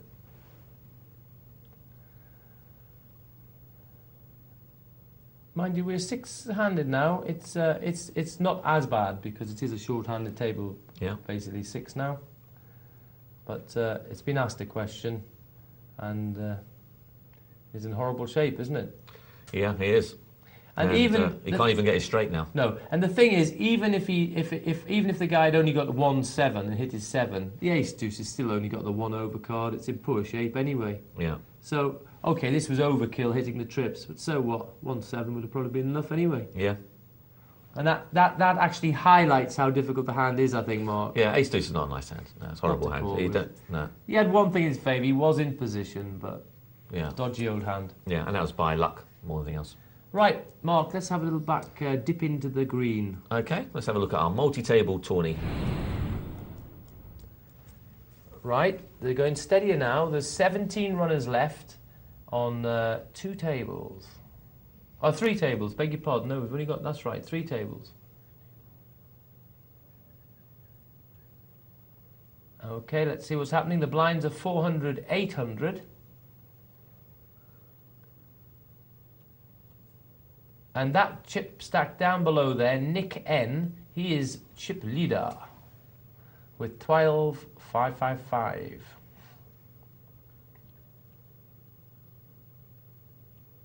But there's a few chipped up on this table. In fact, it's a pretty... Yeah. This is actually not got that many chips in comparison to the blinds, though. They've all got just a little over 10 times a big blind. Yes. So not huge. They do have to be careful how they put their chips in because it can cost them a big substantial part of it. So they've got to make sure that, you know, the hands they do go in with are worthwhile.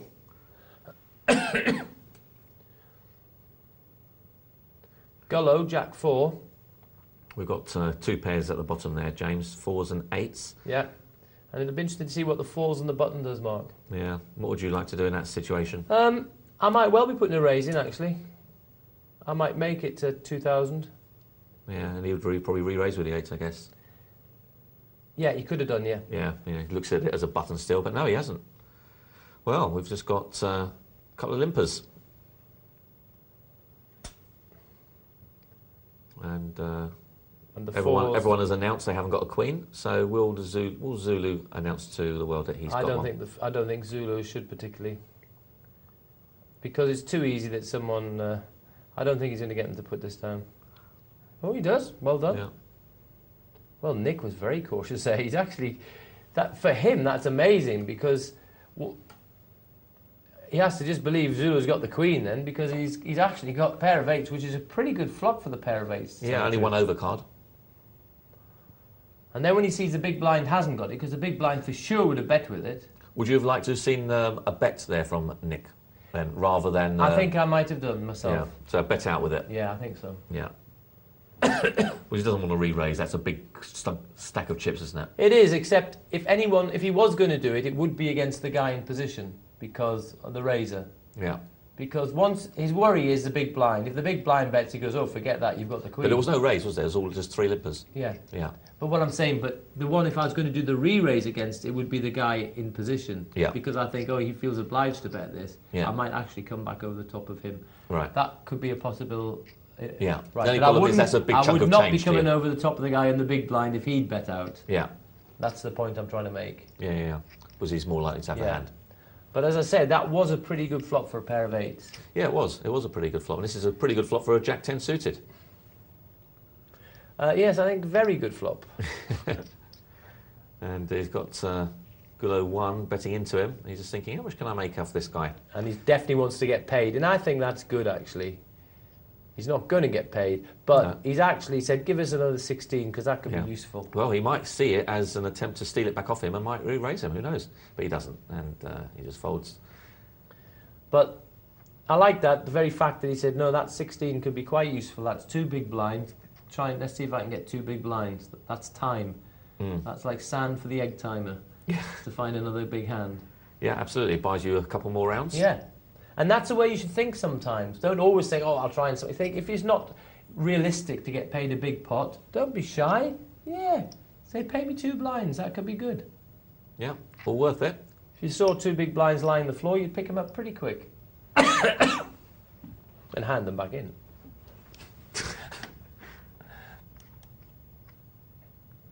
So Gullo with the 4-3.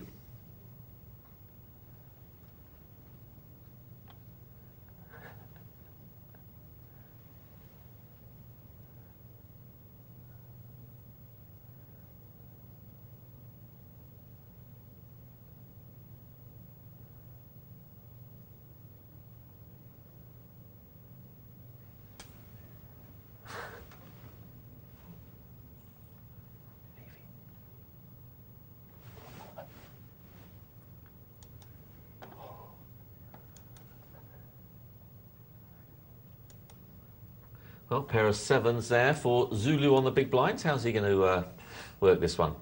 Mill Joe might decide that he wants to have a little go at this. He's got Queen Jack offsuit. Not a bad hand to find in the blinds. How's he going to play it? Well, he decided to raise with it. And Zulu said, I want to re-raise. Well, that's worked out pretty nicely for Mill Joe, because he's now hit top pair, and he's got to think that that's good. And Zulu's got 2 overcards, and he can't call. Mill Joe taking no chance. He wasn't aware whether the guy had an overcard on that board or not, so he thought, well, I'll just take what's in there. That's good enough for me. And I think that's the right play. Sometimes you can check that hand, give your opponent a free card. He hits a king or an ace comes on board. You don't know where you are anymore. Yep. And the thing is, you just want to risk your life as few times as possible. And it's often good just to take some pots down in this game, because then that's another hand where you're not risking your life. You give them another card, the end of your life might be closer than you thought. Okay. We've got another little email here come in, Mark, quite interesting. And this is from Will. Hi guys, when is Mark going to start wearing a nice tie? Well, I think that's a bit unfair, James. I'm sorry, I can only read what comes in. No, but seriously, it is a bit unfair. I mean, really, you should be asking James the same question. Ooh. He did say laugh out loud. Okay, back to the game.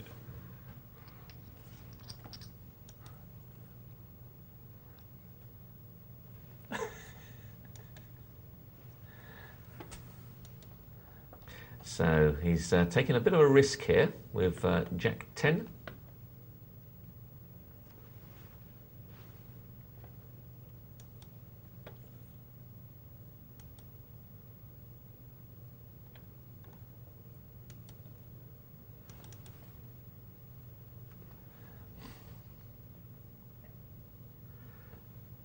Going to come around to that pair of tens, and what's he going to do? Got a couple of suited cards in between. I don't think they'll be playing them. Although some people get attached to king suited cards. Let's see if Miljo gets attached to it. No, he doesn't. And he's certainly going to like that. And I dare say he's probably going to commit his whole stack to this. Yeah, he does. He's there's no point playing around. He thinks there's 1,200 in the pot. That's a big chunk of change for me. And Jam Matt might think that... well, it's only another 3,000. I can afford it. He might have ace, king, ace, queen, king, queen, something like that. And, oh, look at that. He's outdrawn him. He's outdrawn him. Oh, no, he hasn't. He's just redrawn him back. Gosh. What a river. Exciting river. I think... Cato Bleepus's laptop was probably firmly in his hand, ready to make... an exit through the window. Yeah.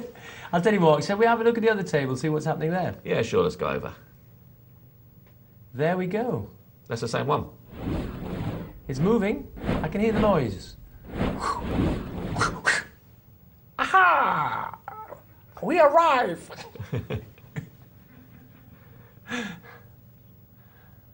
So, James, have you noticed that since you're wearing that tie, actually, you're going through this little coughing thing? Maybe it's a bit too tight. Actually, I have got a tickly cough, that is for sure. But it's not to do with the tie.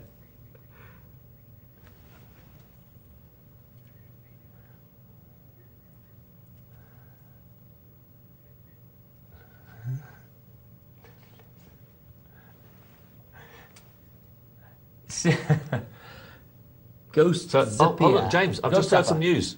Yes? I've just heard some news. Yes? That Les is apparently is Les Dawson.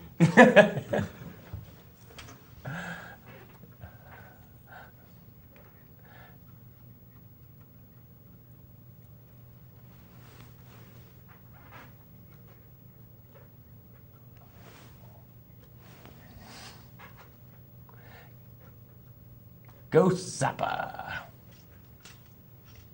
In fact, it's not Les Dawson. I got the name wrong. It was actually the Les from that the other game show, wasn't it? Les Dennis? Les Dennis, that's it. Oh, no. Don't you make disparaging remarks about flirty Liz, please. Because I could get very upset. You've been warned. Ghost Zapper builds a healthy stack, 17,260. Look at that. 400, 800. That was a quick test for your eyes. Did you pick up the info? Good, you're awake. Pustache, 8 jack off suit. Don't think so.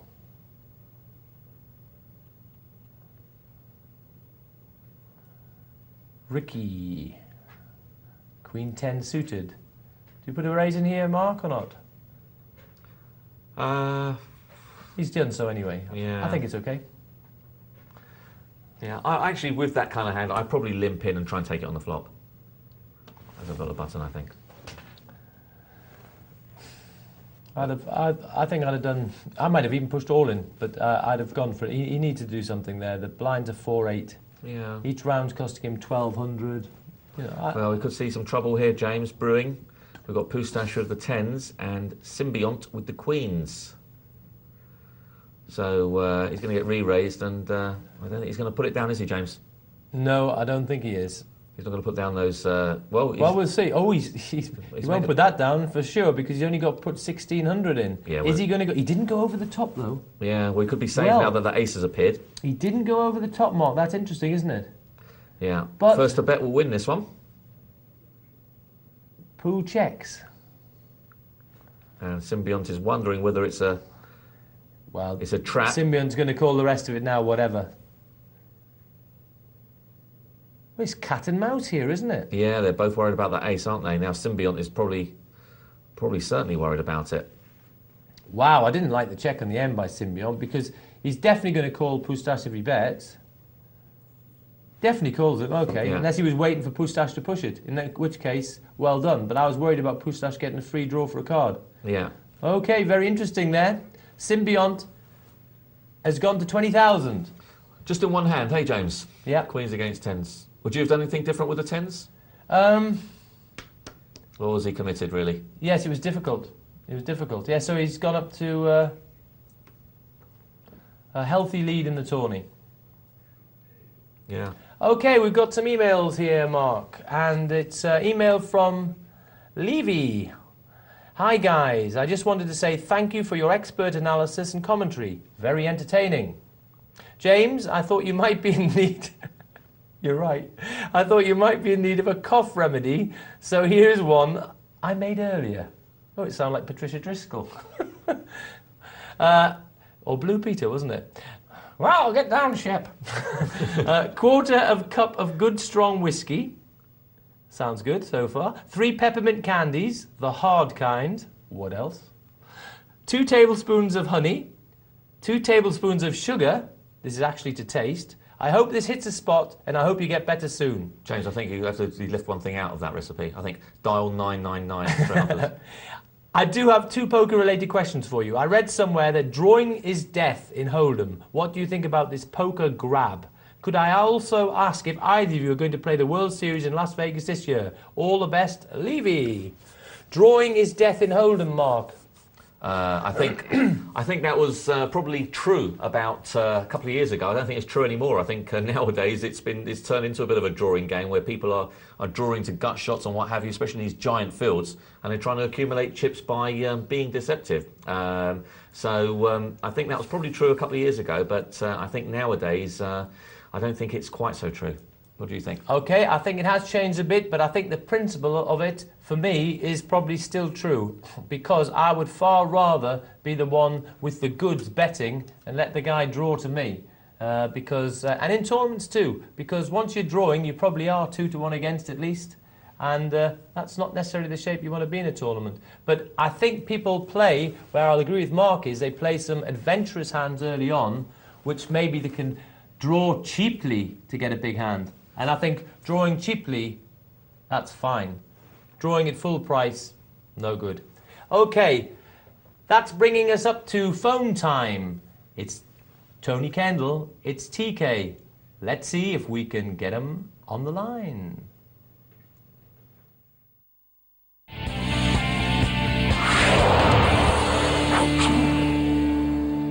And now it's time for a return call from Tony TK Kendall. Last time we left him, he was in a bit of a trouble. He was in the middle of a hand. Tony, are you there? I'm here, James. What happened to you? You were in the middle of a hand when we had to leave you.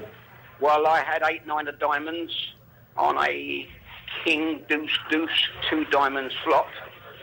I'm on the big blind, so I moved in for 6,000 with my flush draw. A gentleman under Narden called me with ace king. So he's got kings and deuces. The turn was a king, giving him a full house, and the river was a king, giving him quads with an ace king. So I did hit my flush, but Yes. I was a bit dead by then. So I'm now departed and I'm no longer in the running. But I did take out one of your co-presenters, Matt, Oh, on the way, so he's sulking. But well, yeah, you it was will good be. fun. Especially when you didn't use his chips any better than that, TK. Well, I thought I had the momentum then when I saw that flop. And, Yeah. it was the flop I wanted, and the man dwelled for a long time with his ace-king. I'm not quite sure why. And that's it. It's history. It's another tournament down the drain. Never mind. Right, back to that structure there. So there was all this upheaval. How was this received by the players? On the whole, badly. People really feel they should know the structure in advance, and whilst it's right and proper that the management of any casino should have the right and need to vary the structure according to how the thing goes, I think to change the clock 4 or 5 times in one competition, and what is more, not make people aware of this structure, was liable to heap criticism on their head. Having said that, a number of good judges said it was a good structure, including Keith Hawkins, the camel. And it has to be said that there was a good quality final table, which does suggest the structure was not that bad. Right. So it was not that bad, but it would have been nice to have it pretty similar all the time, Well, I rather think than it would keep nice to changing. have had some consistency. They published a brochure which had the clock for every single event except the main event, where it didn't say a word. Well, this happened last time as well for the EPT event that they had there as well, TK. They didn't publish the clock, I noticed, and I went in there to have a look, and I couldn't find anything on the clock, and then it was also a funny structure for that. It wasn't changing quite so much, but it also was a bit of a disappointment against a lot of players. Well, at the end of the day, it's marred the festival, and that's a shame, because I'm a big supporter of Grosvenor Casinos, and it's a prestige event, and I didn't really want anything to happen that would spoil it, and it has caused some criticism, even if it was right. It's caused a lot of criticism, which I really didn't want them to get. But on the upside, we go to Luton next week. That's a wonderful festival. All There's a very nice- well organised. Exactly, a nice spread of competitions, nice structures, nice clocks. If there is a problem with any of the structures, you can approach Carmel and she will listen to you. And talking to Luton, if I may just bring something in, I got a flyer today, you may have got it as well, advertising what they call their triple bill, which is 3 mini festivals in May, June and July. Each of the Fridays, there will be a £100 single rebuy, single add-on, freeze out. On the Saturday, there'll be a 300 freeze out, and on the Sunday, there'll be a 500 freeze out. That's like a little mini festival. Got them three months in a row, which I think is a really great initiative. Yeah, that sounds brilliant. The 300 freeze out at Walsall has been attracting big fields and really good quality fields, so it's nice to see Luton doing this, which I think will also be a great success. Yeah. Well, I always enjoy Luton. Unfortunately, I'm going to be in Stockholm this time, but I wish you all the best there, TK. That'll leave the field clear for me. Well, you're leaving the field clear for me, so that's fair enough. Have we got a little bit of time in this segment left? Yes, we have, just a little bit, Just ever so TK. quickly, just go back to Vienna. Do you remember you and I sharing a table and there was that Asian gentleman to your left who was absolutely terrorising us? I do, yes, Daniel Yee. Is that what his name? Did you look him up? No. Wow, it was a nightmare, wasn't it? He was really the young one we're talking about, aren't we? That's right, very sort of stern face, yeah. I was very impressed by him. Great game, great game. I'm looking forward to seeing him elsewhere, but he really, really impressed me. Actually, I had a good chat with him, and he sent me a really nice email saying, thanking me very much out of a long chat. He was a really nice guy, though. He was a nice guy, but he's got a wonderful game, hasn't he? Tony, we'll have to leave you for the minute, but we're going to hope to speak to you later tonight. Okay, James. Thanks again. Thanks, James. Okay, back to a break.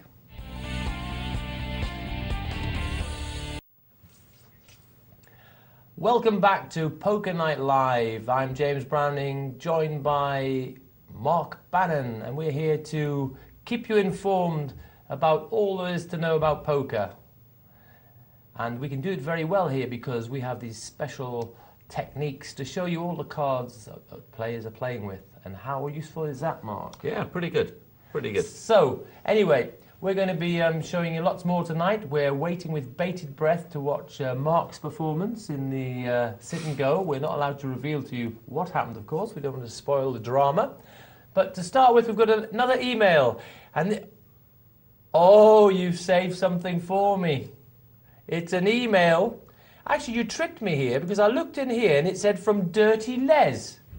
And I thought, I'm not sure I want to read that. But when I've opened it up, it says it's from Flirty Liz. That's much better. Hi, James. Of course I'm watching.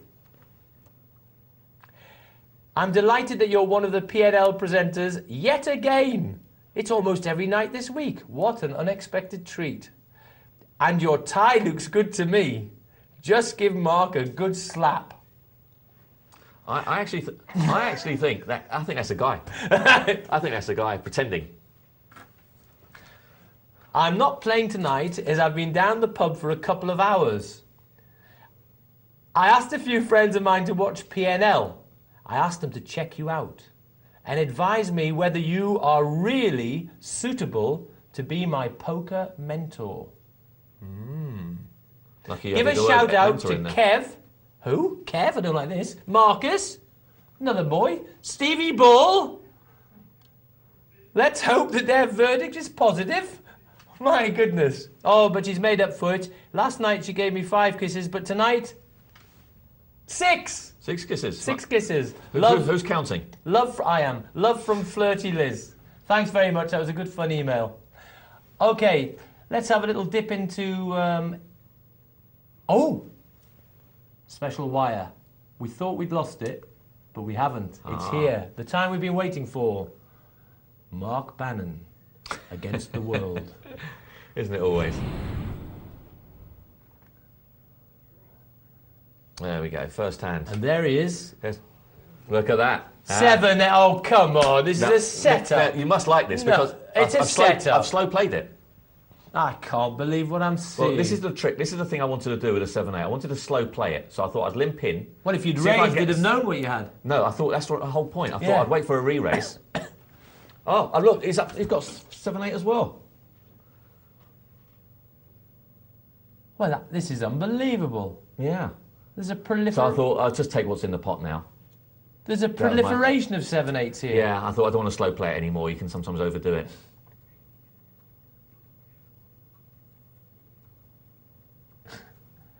Well, that's a good result for the 7-8 there. It always wins. It always wins. I wish I had a few more of them. Hang on, there's just a special wire coming through here. Apparently, in your last tournament, the 7-8 wasn't quite as successful. I was very unlucky in that one. All right. I flopped 2 pair and still lost.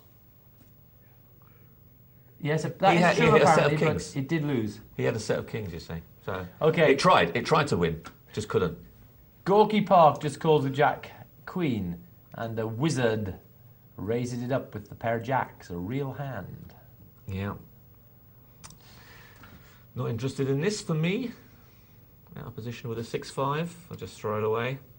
Mark Bannon there with the 6-5. It took the producers a while to make up that name for you. Yeah. Yeah, tough one that. Yeah, Mark underscore Bannon. Yeah. Another cracker, 4-5. Out of position. I think there's probably a raise here somewhere, yeah. Decide just to throw it away, if I remember correctly.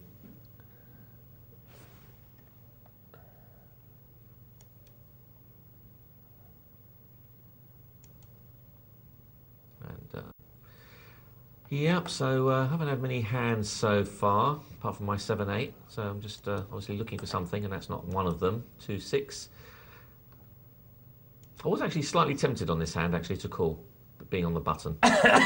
Excuse me, it's that cough of mine. But once FC pulled in, I actually changed my mind. And actually would have been ahead, but not for much longer. I think he probably would have called a bet by me on that kind of flop, thinking I'm probably just trying to steal it. So I would have gone out.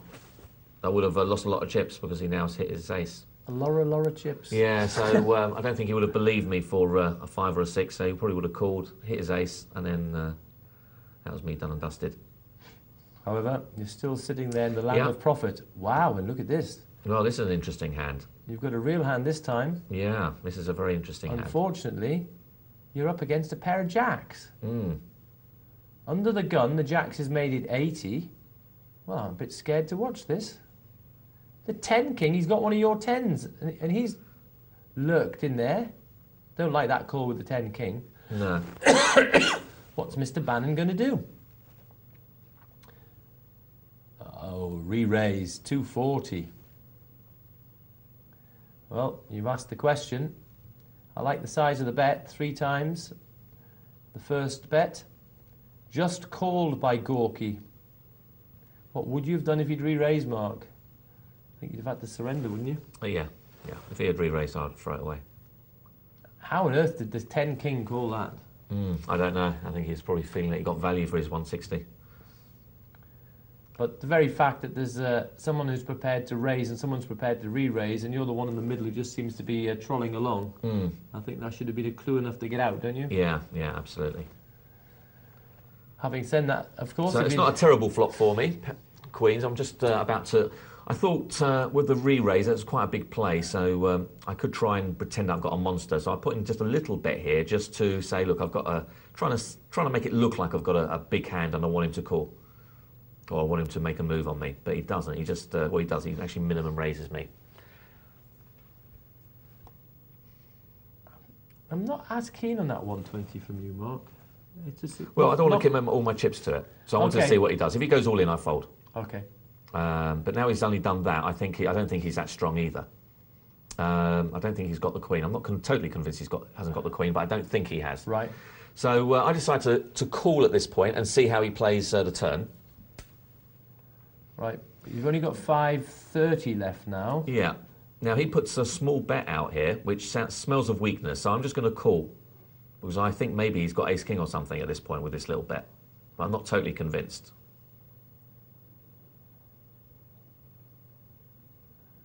Goodness, I don't like... It looks scary what's going on here.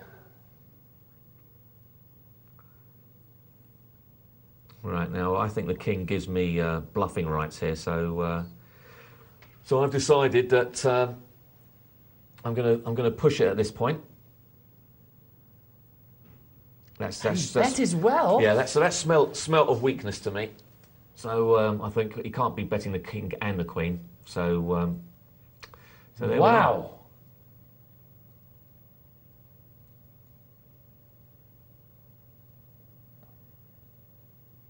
I'm astounded here. And he's taking a long think on this. And there it is. I finish in 8th. Unbelievable. I don't quite know how...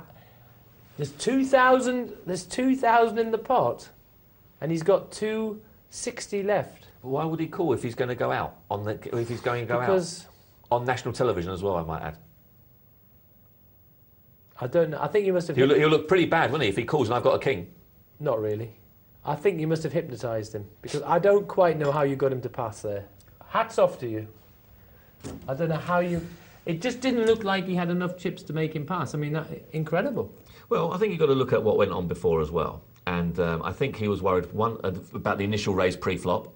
So that was one thing. You know, we had an initial raise pre-flop, which must have scared him a little bit, which smelt of either a big pair or an ace-king or something like that. The strange bet from me of the 120, which was a little bit of a strange bet, I thought. It could have been smelt like a monster or a weak bet. But I felt that he would take it as a strong bet. So he wasn't sure where he was. He minimum raised. That smelt of weakness. And, you know, when I'm just calling him down, it smells of either strength or weakness. And if I had a hand like he thought of ace-king, if he thought, well, he's now drawn to it, he's now hit it, because I don't want to give up my ace-king, he thought, well, I must be losing now. He's either got the queen or the king. So I don't think it was a terrible laydown from him. It was, well, I think with 2,000 it's very tough to put to the last, I mean, okay, the only bit I question there is a little bit, I think you had an opportunity where you bet the 120 to have actually maybe, you wouldn't have won as much as it happens, but maybe to have finished it up. I would have gone out the tournament. If I'd raised any more, I would have gone out. He would have called me. No, if you've done the re-raise to him, you've done a 240 re-raise on his first raise, and then it was your option he checked, and it was your option to bet. I don't think he's folding in that situation. Well, you don't. If you bet 500, you think he calls? I think he calls. I think he goes all in. Doesn't he just think you've hit a queen? No, I don't think so. I think he feels it's a continuation bet, and because he's only got one overcard to him, I think he calls in that situation. I'm convinced he calls. All right. Yeah. Okay, interesting. I mean, I didn't know he was so situation. strong. I didn't know he had a pair of jacks, obviously. Right. I thought he might have had a queen, actually, a weakish queen, a queen 10, queen 10 or something like that, or a queen jack Don't suited think or he'd have something called like a that. re-raise with the Queen 10. Well, I don't know the player, so I can't say, No. but... I'm just saying, I don't think a player would have called a re-raise with the Queen 10. You Maybe played Queen that Jack, powerfully. You know, maybe Queen Jack, King you Queen. No, not King Queen. I would have. yeah. No. You see, I think they're going to have. I think you've got to put him on a. He's called you a re-raise. You've played it very strongly to start with. You've re-raised to 240 with your 10s after his initial raise. So this There's is Mark with 40. Yeah. Interesting hand, anyway. Yeah, so I've raised in early position. I've got a minimum Any raise. views on that hand? Let's have a chat about it because I think it's quite a fascinating hand. I don't know how Mark got him to put it down. I want to learn the secret. Yeah, I don't get anything here. I can't remember what the flop was. It certainly was a miss for me. Well, you were in nice shape here. You were chip leader. Yeah, I was chip leader at that point.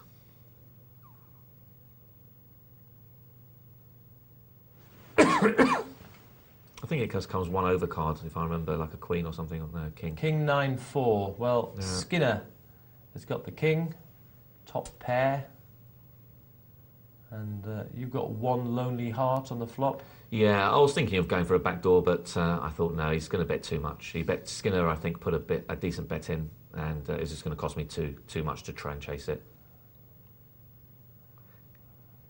He was probably going to stick all his chips in on the turn if I called this bet. So plus I had obviously straight backdoor straight potential, but You need a lot of imagination to call that one. And I've got a lot of imagination. I That's know the you problem, have, James. Yeah. So anyway, I folded that, and plus I had two people behind me. I didn't know what they were going to do. So that's another reason why I didn't call. Anyway, there was enough people in the pot to assume that the person who bet probably did have the king, to tell the truth.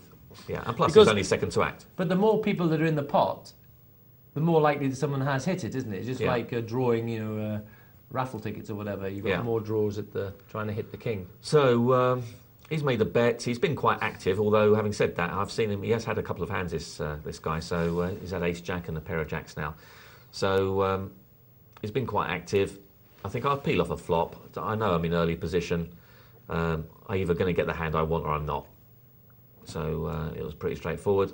I missed. I put a little bet out. I thought, well, if he's got two picture cards in there, I'll try and steal it here. I put in a pot-sized bet, try and steal it. Thought he might have ace jack, ace queen, ace king, something along those lines. And he re-raises. And I say, okay, well, my attempts didn't work, so I just fold. It's a pretty good flop for me in a way, in as much that it's unlikely he's hit any part of that. And he's But of course, he's got the overpair. he's tripled your bet. Yeah, and I've just... the other guys actually called him, I think. He's probably thinking, well, he hasn't got any part of that. Yeah, the other guy's gone. Yeah, but... And that's the end of that. Oh. Of course, the very fact that both people called that doesn't look so good for your bet there, because obviously there's... Well, it makes no difference. No, I'm Once just that saying, first no, one- but it was very difficult to get past them, because we had Yeah. two of them were... Obviously, someone had the big hand there, which Yeah. you didn't know. So, yeah, I didn't know he obviously had a You were a hoping pocket he'd pair. raise with two big cards. And he'd do Yeah, stuff I was hoping he had something like ace queen, ace king, ace jack, Yeah. something like that. And of course, I made the bet big enough that if he did have ace queen, ace jack, it'd be hard for him to call that bet, because the bet was reasonable. So apart from the tens, which I was losing to jacks but got away with, I haven't really had anything so far. Well, there's another hand that I do have, pair of threes. I put out a bet here, if I remember correctly. I actually raised it up. I thought I'd have a look to see what name exists. Who's had quite a few nice hands so far. He's had fours, jacks, and ace. Wow, the king no, jacks I didn't raised. actually just call. In fact, I actually just call. I forgot about him raising. 120. You've got position on him. I've got position. I've got chips as well. So I thought, well, it's not going to cost me too much of my own stack. We'll have a look, and if I catch a three, then I know what to do. Now, I actually played this badly because, well, when I say I played it badly, I was convinced that Skinner didn't have anything at this point. The way he bet, the bet was too small. So He's got a middle pin straight draw, hasn't he? That's all Yeah. we can see here. So it's a semi-bluff if he bets. Yeah, so he's made a bet, and I've seen it as weakness, but I want to see what name exists to, because I'm not convinced that he's weak. So I just call at this point. I want to see what name exists does. And he's now folded. So I think, well, the 9 doesn't help him. I don't think he's got a 9. He puts a small bet, so I think, OK, I'm just going to call, because really what I was looking for was for him to bluff on the end, and I'll just call and take it from him. So that was my intention. Wow. However, he did catch a part of it, and instead of me calling, I did call. I just called and paid him off. So I was pretty convinced on the turn that he didn't have anything. I was just going to allow him to bluff on the end. If you were convinced that, I don't like that, Mark, we're going to fall out on that one, I think. No, I wanted him to bluff on the end. No, your hand's not big enough for that. You want to just take that down. You're in great shape there. If you take that pot down before the end there, you know, you're back in the land of chip leader, I think. Yeah. If you've read it that well... I was basically said to myself, I want him to bluff on the end. And obviously you did feel that you were there, but I mean... I don't think in a cold-lighted day you're going to be advising people to wait with a pair of 3s. Come on, you're giving him too many. You're giving him 3 draws, aren't you? Because every card's going to be an overcard. I think and you won't know what it is. Yeah. Any card could come, you won't know what it is.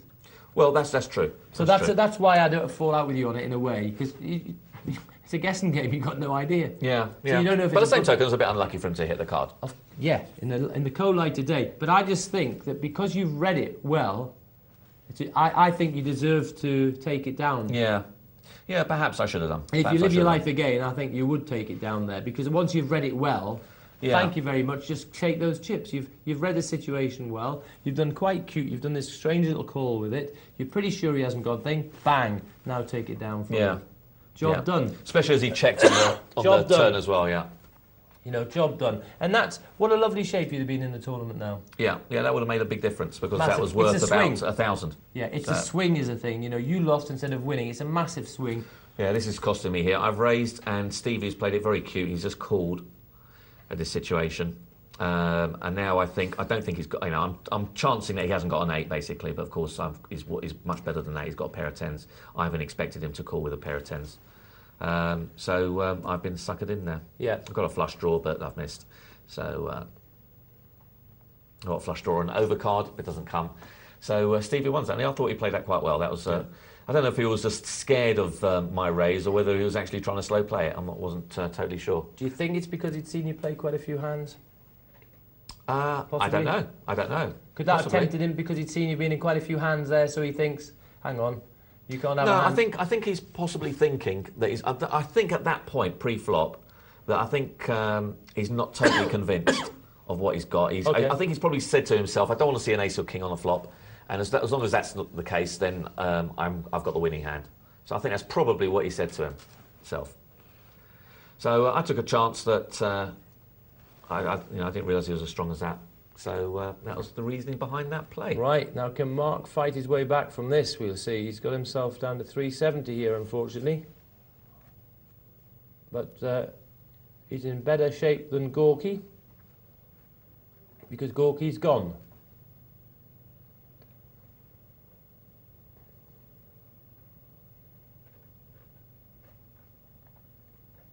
Be a nice time for him to pass the blinds to you. Yeah, he doesn't. He makes a decent bet, which I can't force him off. So I've thought about it for a moment, and I don't think my re-raise is going to push him off, and I don't really want to call with 9-10. So I'll just let it go. Yeah, and that was a good bet from Skinner there. He gave you a nasty question there. I don't blame you passing it at all. Yeah, he can do that with his chips. But I'm saying good play by him. He pressurised you, and I agree with your pass. You decided you'd rather be making a bet rather than calling, basically, and that's a good principle to follow. So I folded the 3-2. Obviously, I didn't have that. Now I'm on the button. It gets folded around to me. I thought, well, I can see if I can. 60 is about 20% of my stack. So I shall push in with this and see if I can add 20% to my stack. That was a general. Didn't quite work out that way because Addy thinks that he's got the best hand, and he's right. He's got ace-7. He's not a million miles ahead, but he's ahead.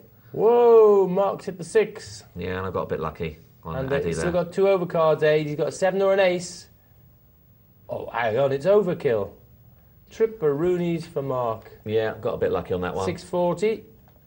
Back in business. Well, Yeah. What's the odds on that, James? 8-6 against ace-7, and it's suited. Oh, in this one, you're not terrible shape. You're probably you're getting near 40%, 37% or something probably. So Skinner, 38% or something. Yeah, I almost called this actually with 7-10 suited, but just as well I didn't, because I would have been in huge trouble. Potentially huge trouble anyway. I almost called it, but I didn't. I'd prefer to see you betting, I think.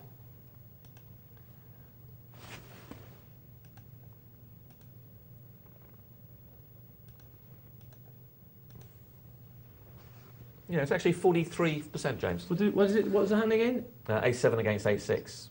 Really? Yeah, 43%. So I wasn't. Was pretty good. 43.5 almost. Wow. Well, so I'm up to 640 now. The dizzy heights of 640. So. Oh, hang on. That's strange, that. He had the 7 of spades as well. Sorry. Did he have the same suit as you? No, different. Well, I don't. Oh, you're right. He had the ace of hearts. In fact, so I've done that wrong. Yeah. So if I change that to ace of. Ace of hearts, 7 of diamonds. Same thing. Yeah. First doesn't change very much. 42%. No, you've put the wrong suits in again. Yeah. No, I've done it right. I think it doesn't matter about the. I've just used Yeah, it diamonds does. instead of hearts. No, you can't. You're matching the suits with yours. I have. I've done it. All right. Try put it on there. You have a look. So 4-3. Now he's going to raise me again. And I actually wanted to re-raise here. I don't think he would have folded, mind you, but I actually wanted to re-raise. And I pressed the wrong button. I actually pressed fold. I actually put the amount, I actually moved the slider bar across and then pressed fold by mistake. So that was a mistake. I'm not sure if he would have folded. See, 640. He might have folded for 400, I don't know. He might have taken a shot at it. What did you bet it? Did you get the same percentage? 41.89. Yeah, so But they calculate the tie here. Does that calculate the tie? Yeah, it calculates everything. Ooh, a little bit off. Yeah, draw. You can see draw. 0.45. The tie. So that was one, and I get another 4-3. I've had 3-2, 4-3, and 4-3 again in the last few hands. So that's not very pretty.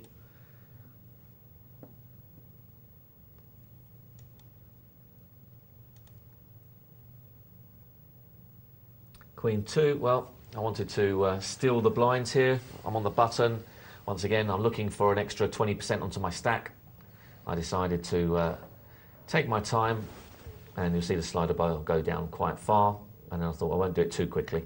Just make them feel that I'm thinking about it, and then I'll push it in, which is what happened. I waited until it was quite near the end and then did it. Yep, I like that. And then they fold. I pick up another 120. That puts me back onto the 640, buys me another round.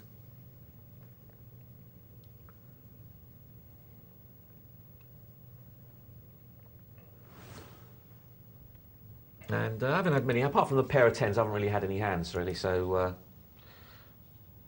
it's been a bit difficult when that situation happens. So I had 10-4, I wasn't interested in that.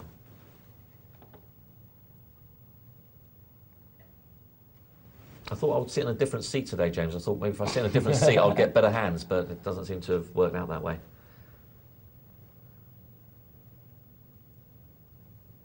I think your critical time was that pair of threes. Obviously. Yeah, that was probably... the crux of your tournament there. Yeah. Well, this was probably the crux of the tournament as well. I've decided I've got a pair of twos.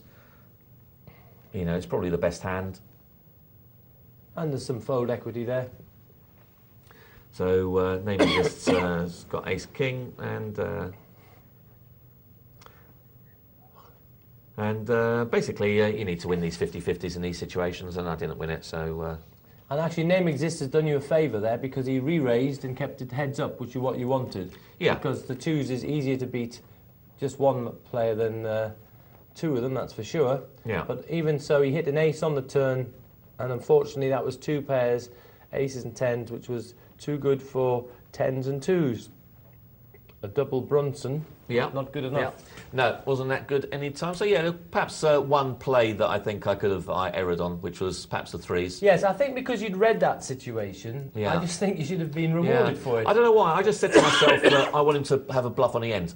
Overplayed. And plus, I don't want to lose too many chips just in case I'm wrong. So that was a thing in the back of my mind too. I said, if you're there with that hand or that far, I think basically he's now shown you the thing. I think you've read it as you thought. He thought he didn't have anything. I think You slightly try to overplay it. I think you should have Yeah. captured your reward there and then.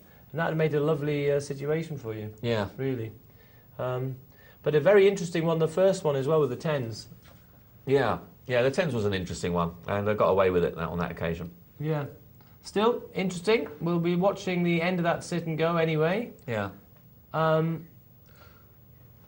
Yes, so if you'd like to contact us with any thoughts on Mark's tournament there, that'll be great to hear from you. We're happy to discuss any of the situations. Text 84222, put the word poker and your question or comment. Of course, you can email us as well, which is to poker@pokernightlive.co.uk. Yeah, sure. If you think there was some hands that I played incorrectly or differently, it's always a good thing to, good idea to phone in or email in, give me your suggestions, how you would have played differently, and we'll look at those options and see and discuss them amongst myself and James.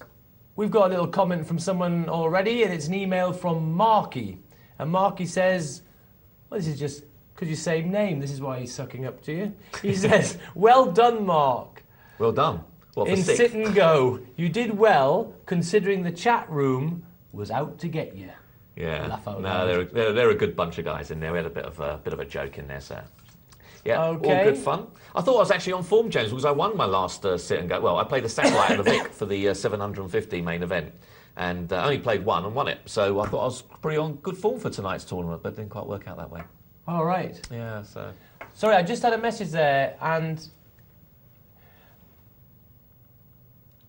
at the gut shot where we were just speaking to TK, Sam Orams, our director, and James Batten are heads up for the seat for the James Paddy Power Batten. Open. Who's James Batten? You don't mean Jim Britton, do you?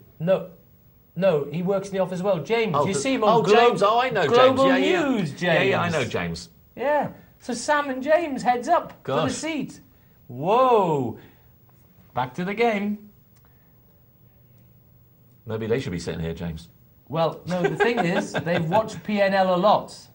And I think, look what it's done for them. Yeah, obviously. Both heads up in the final there. They've watched PNL more than anyone. It's bound to have rubbed off. Dun, dun, dun, dun. Yeah, what's that, James? What's that email there? Oh, I've got an email from Delboy here. Hi, guys. Just like to ask how James can stay so happy when he is obviously going on to a funeral. Laugh out loud. Your friend, oh, he's got your fiend. He might be a fiend. Yeah. Delboy.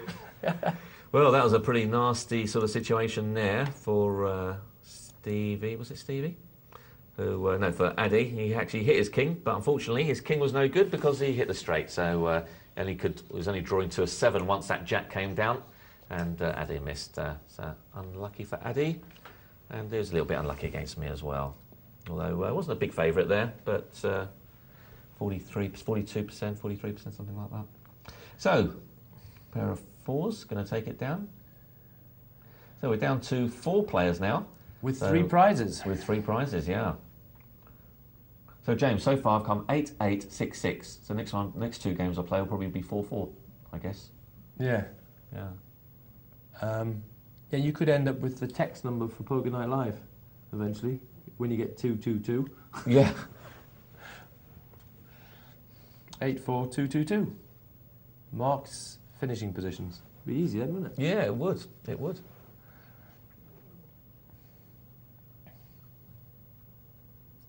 Well, Ace Jack for Wizard, and oh look, he's folded. He's folded the Ace Jack, James. 3-handed. Bit of tactical play going on here, I think, because he's looking at Stevie on the low stack. Yeah, that's possible. That's Yeah. probably what happened. Quite right. Great And, bet by Nip. Well, Ace 7 against Queen 10. Stevie's got to quite like it. He's hit a pair. Yeah, I don't think he's going to be giving this up. No, he isn't.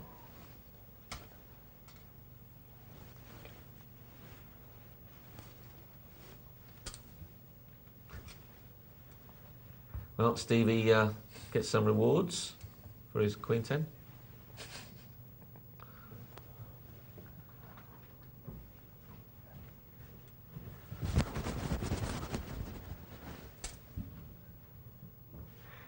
Ace 10 making a move. Ace 10 suited. Yeah, Ace 10 suited, indeedy. Suited and booted. Skinner. Well, it's pretty level, isn't it? Pretty level battle here. Not a lot between the field. Jack 10 cranks it up to 1440. Olinsky for Skinner. Top pair for Name Exists. No one's got a heart. Big ace on the river. Yeah, he's done that a few times Yeah. tonight. Ace Queen. He's had Ace Queen a couple of times. We've seen him have Ace Queen last 4 hands, I think. Last 4 or 5 hands he's had Ace Queen. So yeah, he's Name had, Exists. had his fair share. Yeah, there it is. On the river, the ace defeats the 10 on the flop for Name Exists. Well, still battling Wizard. it out. 9-2 doesn't look good. And oh, nice time to have a walk. I.e. get the blinds for nothing. Pretty good when they add up to 480. Whoa. Manna from heaven. Well, I think Skinner's going to put a bet here, isn't he? And just let's see what Stevie does. Is he going to fold it like we saw earlier, like we saw Wizard do? Or is he going to go over the top? Oh. No, another one that's folding at Ace Jack. Well, this is a very tight table, isn't it, for fourth? Well, that's definitely not me. I can tell you something. If I would have had one of those 2 Ace Jacks, I'll be shoving it in. Yeah. Fourth, bubble or not, no bubble. 4-handed, I'm not throwing away Ace Jack. Yeah, because it's coming round to his big blind now. You'll probably get something like 7-3 offsuit on his big blind. Yeah. You're thinking, why didn't I push it in with Ace Jack? No, that's exactly right. Yeah, you won't see me throwing it away on the bubble or in 5th place. Oh, look at this. He's having to push it in with King 3. So he's turned down Ace Jack. Yeah. Well, it was Wizard that turned it down before, and now Stevie turned it down. So, and well, there you go. He's sort of partly committed now with his King 3, and Skinner's going to put him under pressure with the ace. Be interesting to see what he does. Well, he's going to raise them all in, isn't he? What? Well, this is very strange, isn't it, James? Yeah. Very strange play we're seeing Didn't we here. tell you about the change in rules when you were away? Yeah, we see him throw away an ace. I suppose he just thought that he was going to get called, and he didn't want to get called with an ace. Or maybe they're pairing up against Name Exists. I don't understand. Well, Name Exists is not frightened to put his chips in. No. And we'll see if that goes in his favour, because he's gone into 2nd place now. Well, Jack King, he must go now. And he should have pushed the lot in, really, shouldn't he? Yeah. Yeah, well, no they point can't keeping call. 500 back. He's got it down anyway. They realise he's going to put the rest in. OK, well, he found a spot. He did. Well, but he's only just up to where he was before, James. That's the only thing. That's true, but he's lying in 3rd place. So I think he's lying in 3rd place and he's just paid his big blind. Yeah. Which strategically is probably quite good. So it's a battle here. Between him and Wizard. Oh, look, we're going to see Skinner and Name Exist go at it. No, Skinner doesn't decide to. He's he's decided to pass now. Now Wizard's under pressure because he's putting the 3... Oh, 640's gone up. Stevie's timed it well. The blinds have gone up for Wizard. Stevie's kept his chips. He can still afford to fold. Yes, he's folding now because he wants the battle there to take place. He's called it a And he's 6-7. got his wish. Oh, he's And got a flush draw. But he's got a pair of 7s. And an up and down And a straight straight. Oh, no. 4, 5, 6, 7. Sorry. Up a straight draw. Oh. Oh, my goodness. Yeah. Well, I think this could be Skinner's tournament. He doesn't seem to have... He's got quite a few hands, Yeah, and he but hasn't missed much. Stevie's laughing now because he says, you see, I got in the prize money because I played funny. Yeah. And now he's not trying to put it in now because he's in the prize money. Yeah. And he's got the best hand. And the 9-kicker plays, and he still plays. That proves he was playing tactically before. Yeah. Because when it came to the crunch there, he was not frightened to put it in. Ace Jack for Skinner, he won't be frightened to put that in either. No, He wants to fight Name Exists. He's hit the ace. It's looking good. Yeah, well, it's all over. It's 100%er. Skinner. Skinner's got the chips and Name Exists is skint. Not a chip in sight. Well, we've got a pair of 9s this time. Will Skinner keep pushing? No, he decides not to that time. He smelt a rat. Yeah, good timing. And A7. Stevie, 10-6. Oh, we're seeing quite a bit of caution for the blinds this size. Oh, look at this 6-3. It's 5-10. Well, he's only got 16. Well, his timing seems to be good, doesn't it?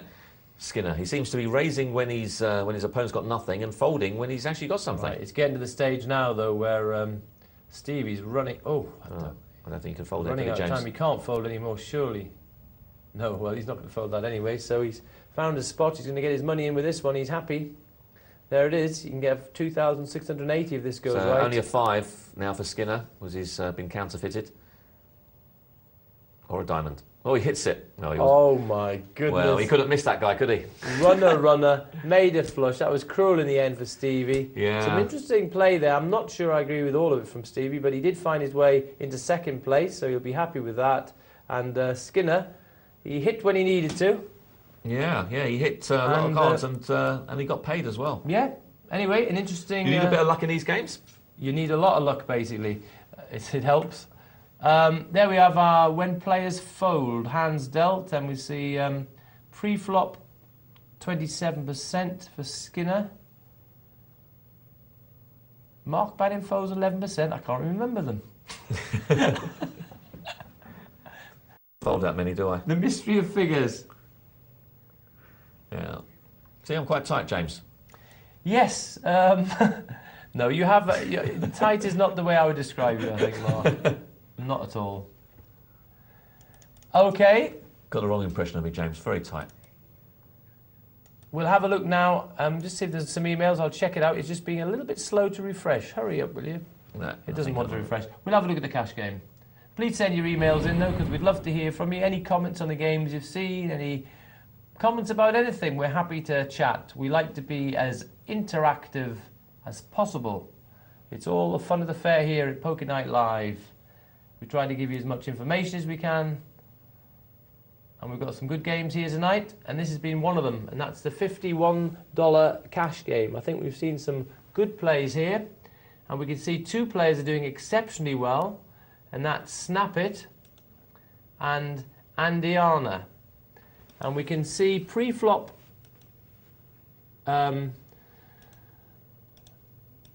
which is that here? Sorry. Oh, yes. Pre-flop raises, I think this would be. Is it from Rocket Raider? We're missing a caption on the top there, so leave me to guess. Well, this is interesting, James, because on these tables we used to get a lot of we used to get the 2-4 games, didn't we, quite regularly, and the 5-10 games, and so on and so forth, even the 25-50 and the 50-100 every now and again. And it's been a bit slow to come up, but we're starting to get these bigger games starting to develop now. So you've got the 51, which hasn't been around very much, which is this one here. And I can see that Tragic Trevor is still persevering on the 2-4 game. So we'll look at, if it gets a bit busier on that one, then maybe we'll pop in there. Yeah, but Mark, you say we don't have a big games. I can got a shock for you. What's that? The other night, we watched, sit back. I am. We watched 100, 200, no limit. Really? Cash game. Well, heads up. It was such a treat. It was right towards the end of the night. If anything was there to perk me up, that was it. Fantastic it was. Wow, 100, 200. An absolute treat to the eyes. Fantastic, fantastic stuff. Biggest one I've commentated on. Yeah, no, I've done the 50-100. Yeah, I did the 50-100 with Dr. Tom one time, but that's it. Smashed the record there, the 100-200. Excellent. Well, where are those players? Right, Kalinka with the 9 deuce. Yeah, I'm just having a look here, James. They're busy playing the 100-200 game at the moment, but they're not on the TV tables. They're actually on the other tables.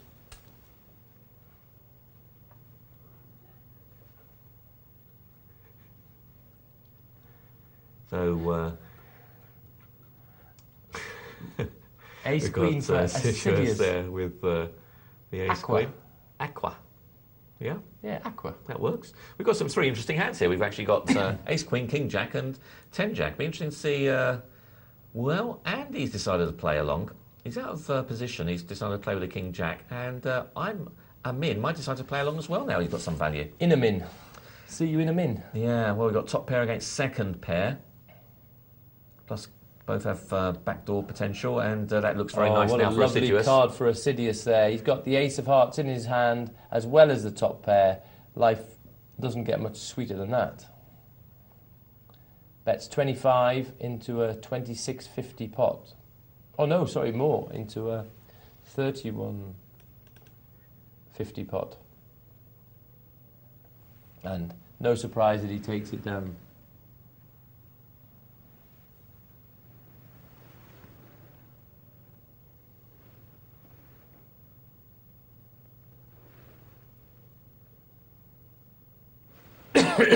Excuse me. Rocket Raider, lucky sevens. What's he going to do with them? He makes it 6. Well, that's quite an aggressive play with a pair of sevens. And Diana with his ace jack.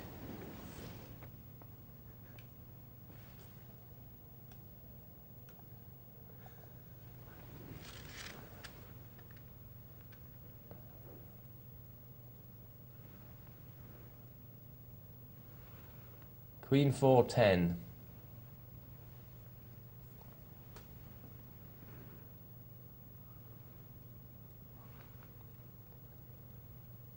And that's 9-10 Jack Queen and Diana. No help for facelift, and still it's hard for him to believe, but his sevens are winning for Rocket Raider. But it's awkward because there's 3 overcards out there, but somehow he sniffs out that he's ahead. Well, that's quite incredible. And Andiana's called it. What is going on here? Oh my goodness, did he know that was coming? Andiana's pinged the middle pin. In fact, it wasn't. An 8 would have given him a straight, to be fair, up and down straight. An 8 would have given him a straight, but he hit the top straight, ace, king, queen, jack, 10, Broadway. The sevens, now wishing he'd bet more on the turn, but success for Andiana, and he goes up to 255.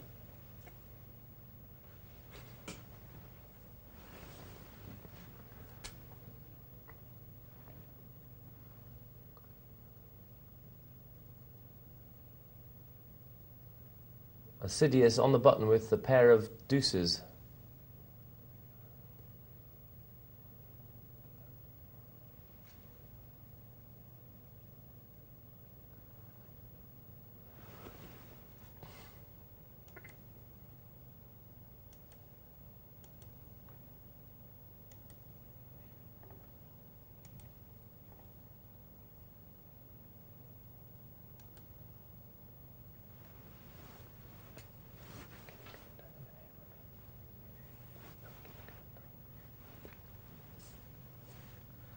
Well, straight for Andiana.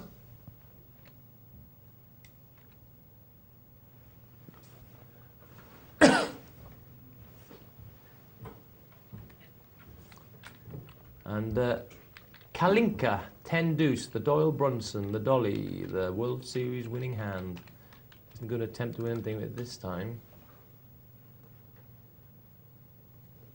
Andiana surrenders, in a min, wins the blinds.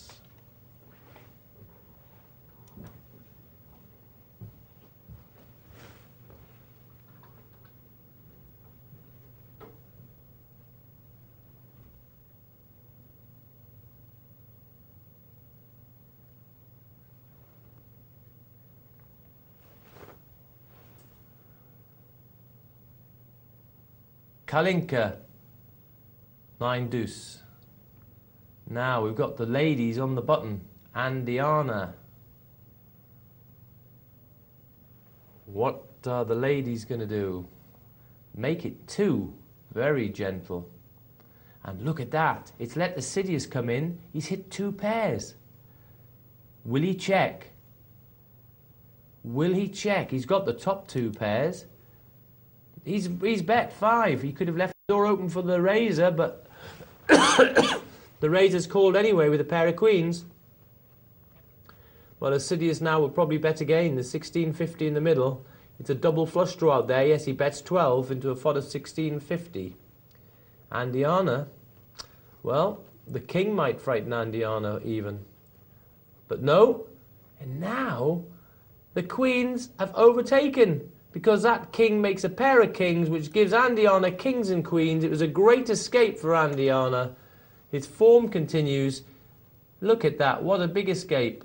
He needed either the board to pair up with a 5 or a king, or hit a queen. And ping, King Kong arrived. And the poor old 2 pairs got overturned.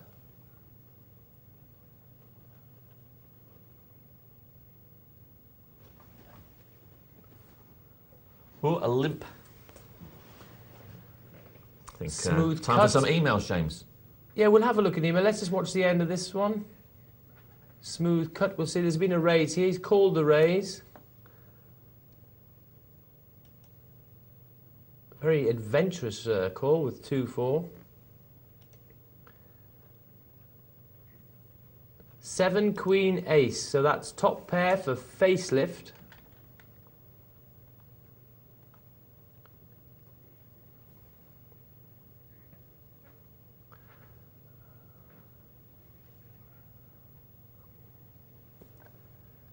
And a smooth cut, can't call that.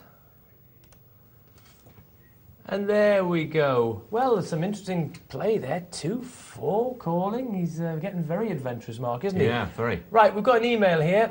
And this is from Chaz, a.k.a. Gorky Park. Hi, James and Mark. Great show as always. Reference to my play with the Jack-Jack against Mark's 10-10. I did put Mark on Ace-King initially, perhaps even Ace-Queen. When the flop came down, obviously the Queen was a worry. However, the betting, in my opinion, seemed to indicate my initial thoughts of him having Ace-King. Because if you remember, on the flop there was a Queen, so he didn't want to think he had Ace-Queen, presumably. Once the river came, I was convinced I was beaten. I know I had tremendous pot odds, but could not justify going all in when I was convinced I was beaten. I figured as long as I had a chip and a chair, there was still hope. Gutted to see he only had 10-10. Next time, Mark, sometimes you have to put the best hand down. Laugh out loud. Cheers. From Chaz. Yeah, thanks for your email, Gorky. I thought personally it was going to be a very, very hard call for you. I don't think that's my personal opinion. I thought once that king came down and you got 2 overcards to your jacks, that your worst fears are now justified, and that I've had ace king or ace queen, or maybe even trip queens or trip kings possibly. I was actually trying to make it look like I had a set of queens. That was really my sort of process behind the initial silly little bet that I put out there, was to try and make you a little bit more worried. Yeah, it's a bit unfortunate, but I had no other option but to do that in order to try and win the pot, because I felt that maybe you had a weak queen. That's what I wasn't totally sure. Once that king came down, I thought maybe there's a small chance I can get you off it. Well, it certainly worked, and you got Chaz to put it down. But anyway, the comment you make at the end there, which is sometimes you have to put the best hand down, is a very good comment. Yeah. Because in no limit hold'em, you have to be able to put a hand down. And if we do sometimes pass the winning hand, what it does mean is that other times we're passing the losing hand loads of times. And of course that all bounces out. Yeah. Of course, in the one situation, unfortunately when we see this, of course you're gutted, because this was your tournament basically. That was a key hand for you. But anyway, thanks for responding to us. We love that. If anyone else was involved in any hands in that tourney, please contact us. We'd love to hear from you. Or anything else you want to talk about. Right, let's go and see if we can speak.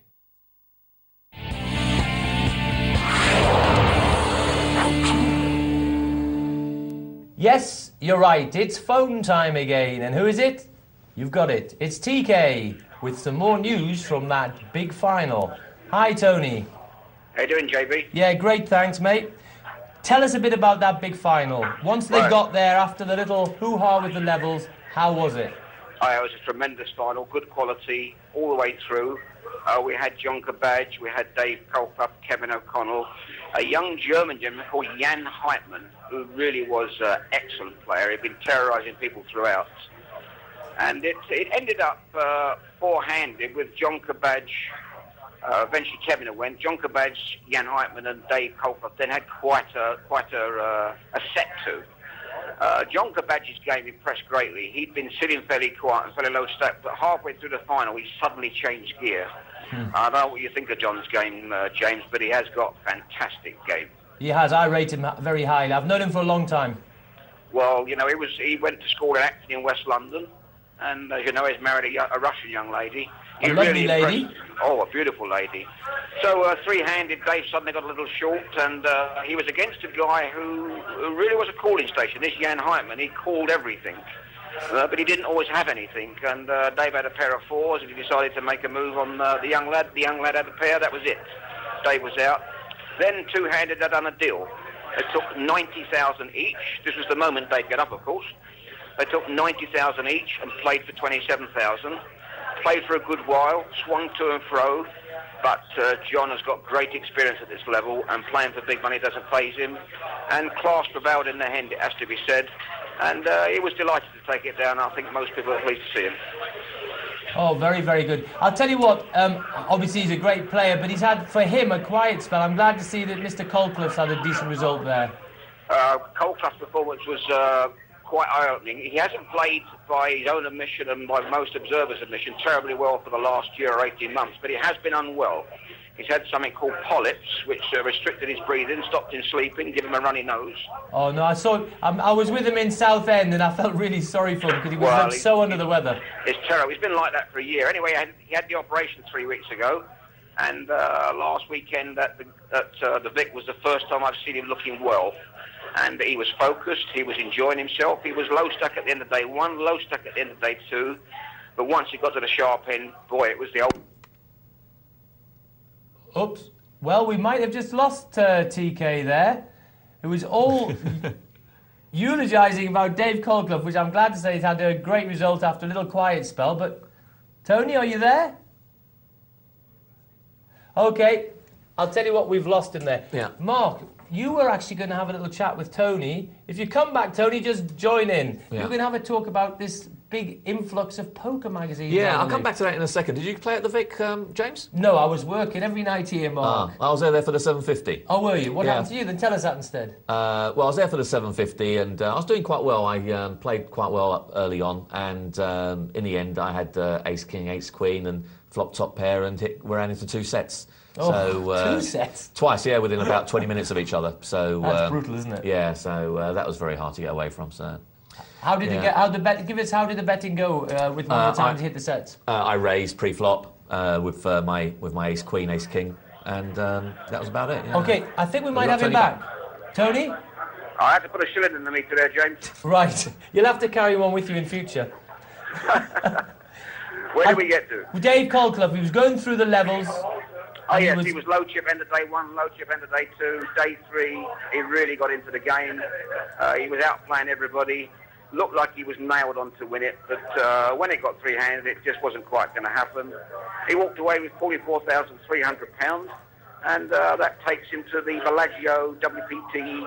I think it's called Champion of Champions. In effect, the World Championship the week after next, and I hope he's going to run well there. I hope so too. I think it's a good sign. I think. Okay, Tony, we're running out of time. As I said, I wish you all the best in Luton, and watch out for Mr. Colclough, I think would be my advice. It's been a delight to speak to you, James, and you, Mark. Take care. Yeah, take care, TK. Bye-bye. Okay, thanks a lot, mate. All the best. Bye-bye. Okay, well, thanks to Tony Kendall there for a very informative 3 phone calls he gave us. Yeah. So we'll be back with you after the break.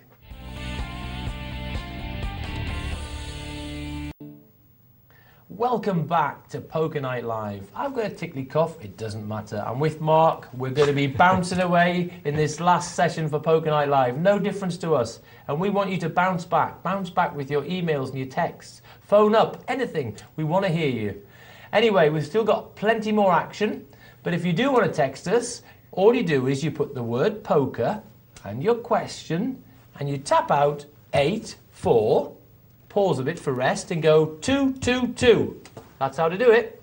Or whack out an email there, poker@pokernightlive.co.uk. There we are, back again. Right, Mark, let's have a look to see what we've got at the tables. Okay. And have a we're look. going to have a look at the green. There we are. Mark, normally quite a lot of play here. Yeah. It's the final table of the MTT. We started off with 100 players, and we're down to 6.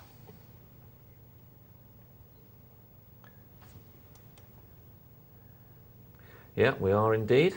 Down to 6 players. We've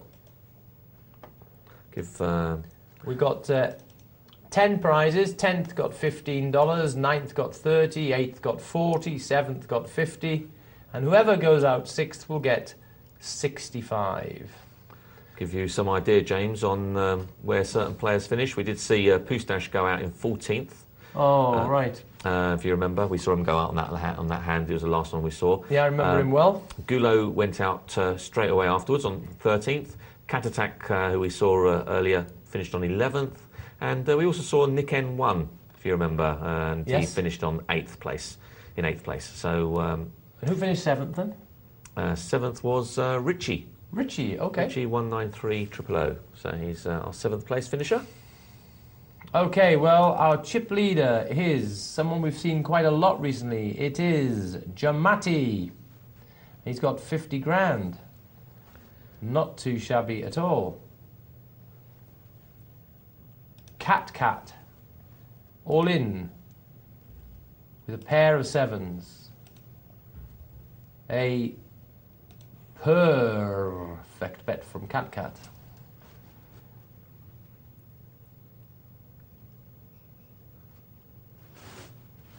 Ghost Zapper, or Ghost Zapper, sorry. Ghost Zapper. Related to Ghostbuster. Symbiont with his 4 queen. I don't think he'll play that.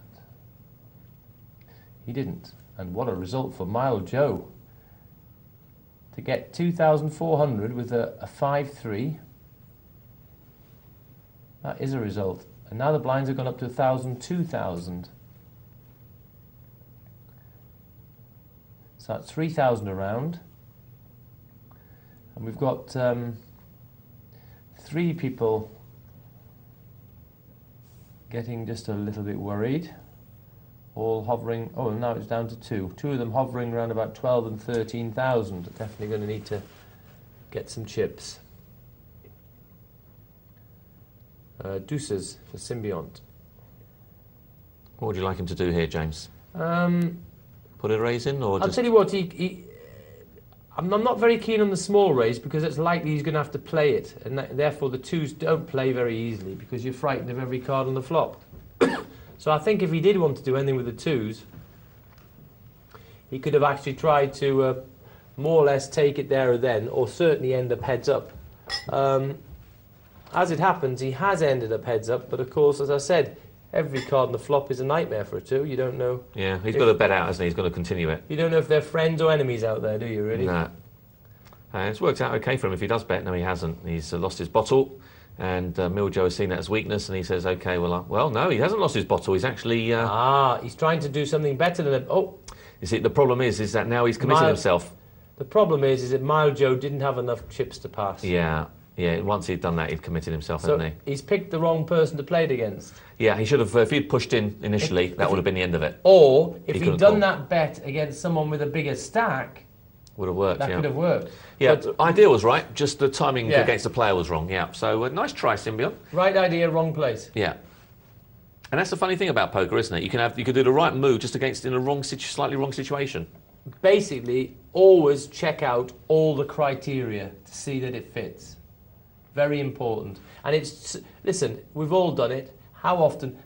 Mark, you must have played sometimes, and all of a sudden you've looked down and the guy you're playing against has like got a few buttons and not any chips. You go, oh goodness, why on earth did I make that ploy? He's got no money. Yeah.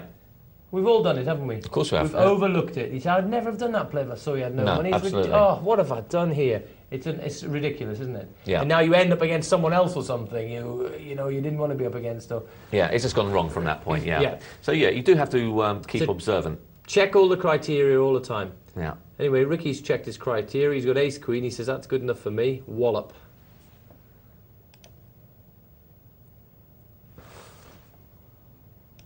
Mile Joe, 69. Symbiont. I think he can do something here. Pressurize. He does. All in. Correct play. That takes him up to 18,000. And he's just paid his blinds, which is quite nice because it gives him time for something else to happen. And something else might well happen here because we've got ace queen and a pair of nines. So ace queen goes up to 36,000, ghost zapper, pair of nines, and he's all in.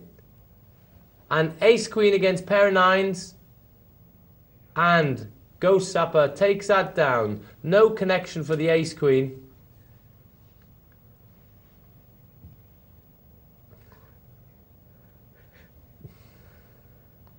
Symbiont 7-8, the Mark Banin hand. Is he going to play it? Late position. Mark would be licking his lips with that. 7-8 offsuit in late position. Perfect. Yeah. But the problem is see, the problem is, James, he couldn't play it properly because really with that hand, you're looking for someone to raise before you. So you can, so you can re-raise. Jam Batty there. Actually, at the Vic, I actually played the daughter of 7-8 very nicely. Or is that 6-7? No, that's the 5-8, 5-8 suited. Oh, the 5-8's a daughter. Yeah, Bit of 5-8's a daughter. Bit of an ugly daughter, I think. No, it's a very pretty daughter. Oh, is it? Especially against a pair of queens when you flop two pair. That's very good. Oh my goodness. Did they curse you? You would have been cursing me, James. Did they curse you? No, he was all right, actually. He was all right with that. Yeah. I've never seen anyone get beaten by 5-8 and be all right. Well, it was in the early part of the tournament, and Okay. I was out of position.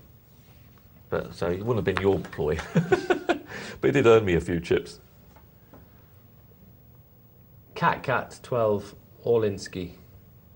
Well, he has to do something. I think that's fine. We can see he's against an ace, but not that appealing for Giamatti. He's got someone behind him, which is a problem. And it's ace-deuce, which is not the sweetest hand to call raises with. And he puts it down. So even though he was chip leader there, he passed that ace-2, which is interesting. Two reasons. One, it's not great for calling with. Two, he's got someone behind him as well. And look at that. It's a good job that someone behind didn't come with him. Oh, but he would have made the flush, actually. He had the ace-2 of spades. But I think his theory was right anyway. And Symbiont with the queen-jack there. He would have paid him off there, wouldn't he? Well, he'd have had to be on a drawing hand because he only got the flush draw, and whereas Symbiont got two pair on the flop. So he'd have been happy, wouldn't he? Yeah, he would have been very happy, I think. Depends how the betting went, because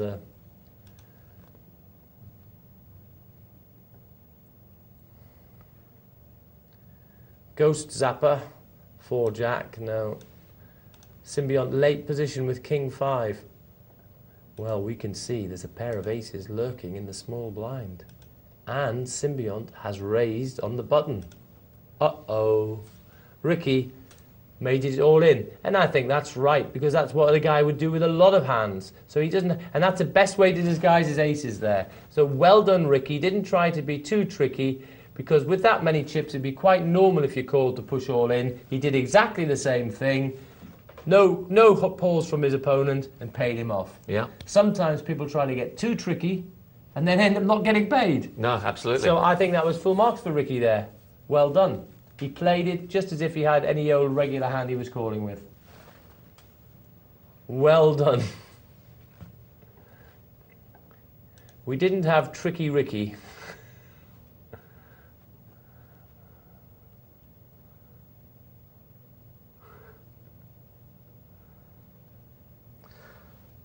Well, this is five-handed now, James. Does the situation change?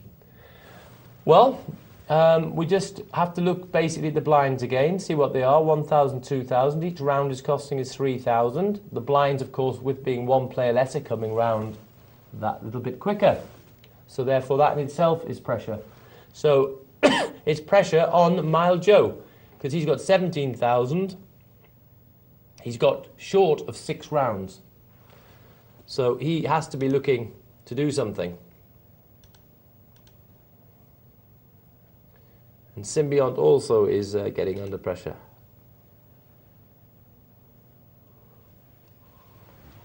But that helps his cause.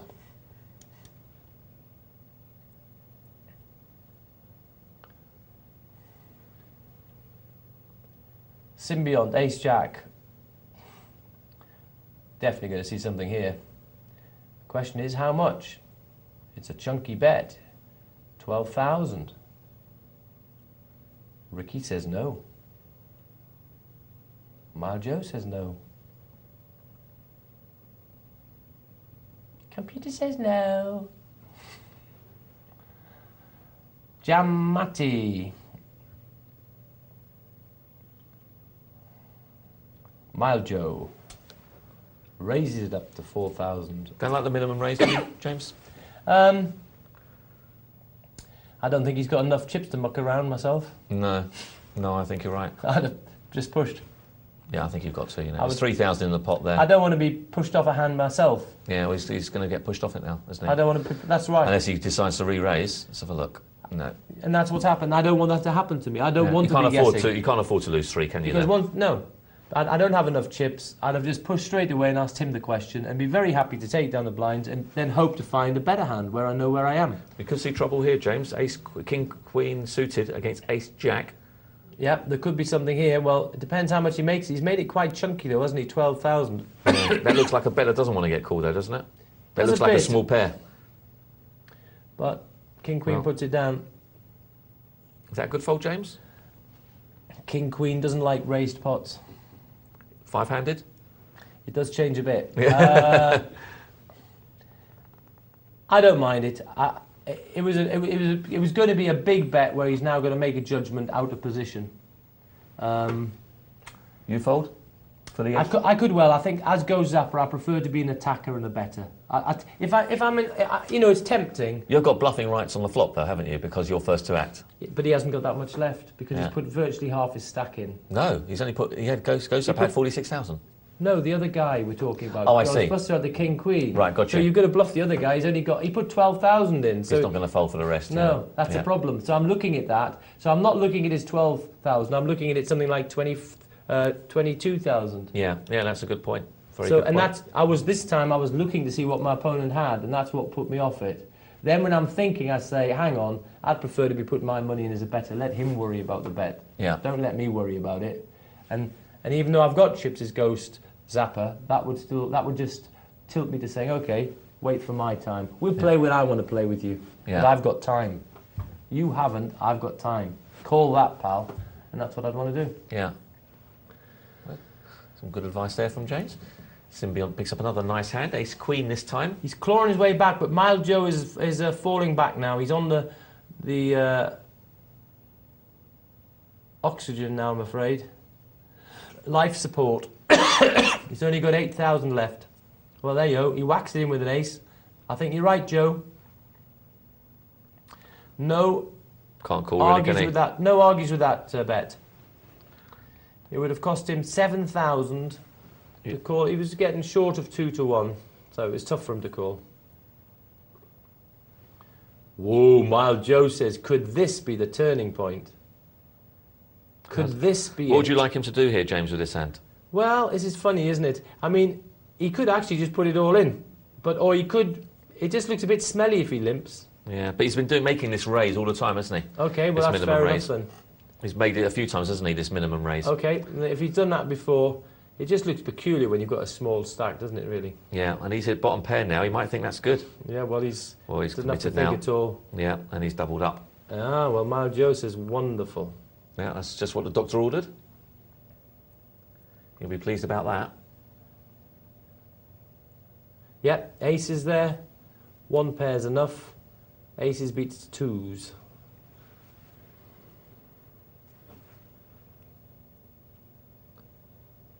Ghost Zapper makes it 4,000.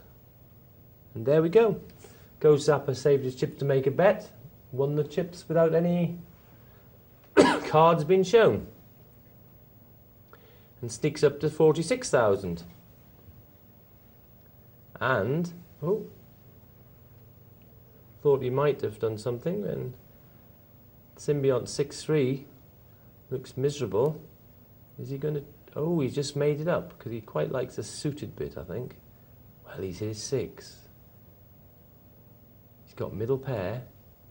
There's 3 diamonds out there. Bets 2,000 into 4,000. It's good enough. Ricky doesn't like it. Might be worried that Symbiont had a diamond and a pair and wouldn't let go. Pair of jacks.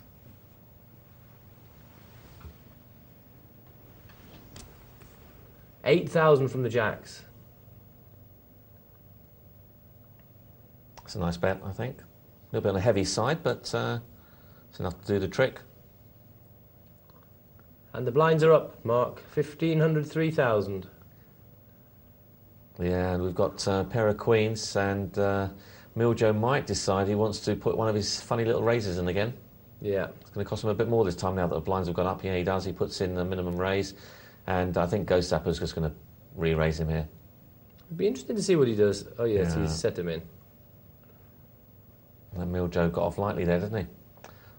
Well, he's he's called called him. it. Oh, he's hit as well. Gosh. Well, what an escape there. Yeah, that was nasty, wasn't it, James? Yeah.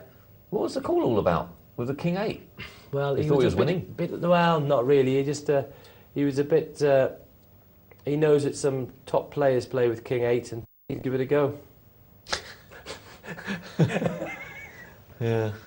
This is what you've started off, James. This is what you've started off, the King 8. That is a joke, actually. Oh dear. I could never win a hand with it ever. I've given it up myself. Mark? Have you? Yeah. No, I don't believe it. Well, no, I think he just felt that he didn't have too many chips left, and I felt that he felt he couldn't afford to pass. He just wanted to make or break, basically. Well, he's certainly got himself back in business because he's actually gone chip leader, which is incredible, isn't it? Yeah. From the lowest stack to chip leader. How things can change in No Limit Hold'em. And now he's got another hand, Ace 9.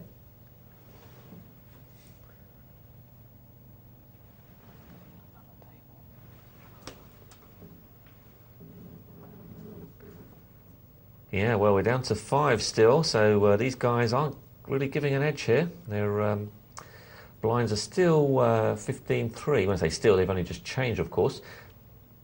It does mean that there's still a relatively decent amount of play, though, James. Yeah, it's not bad at all. But the ones, well, we've got 2 players now, Ricky and Symbiont. Not many rounds for them. No. Because it's 4.5 a round, isn't it, Mark? So Yeah. quite a chunk. It is, yeah. But this, I do like the way the structure ends up in this tournament. There's always lots of players in this, generally speaking. Yeah, it's been good. And I like it when it reaches heads up because there's normally quite a bit of play for the heads up, which you will enjoy.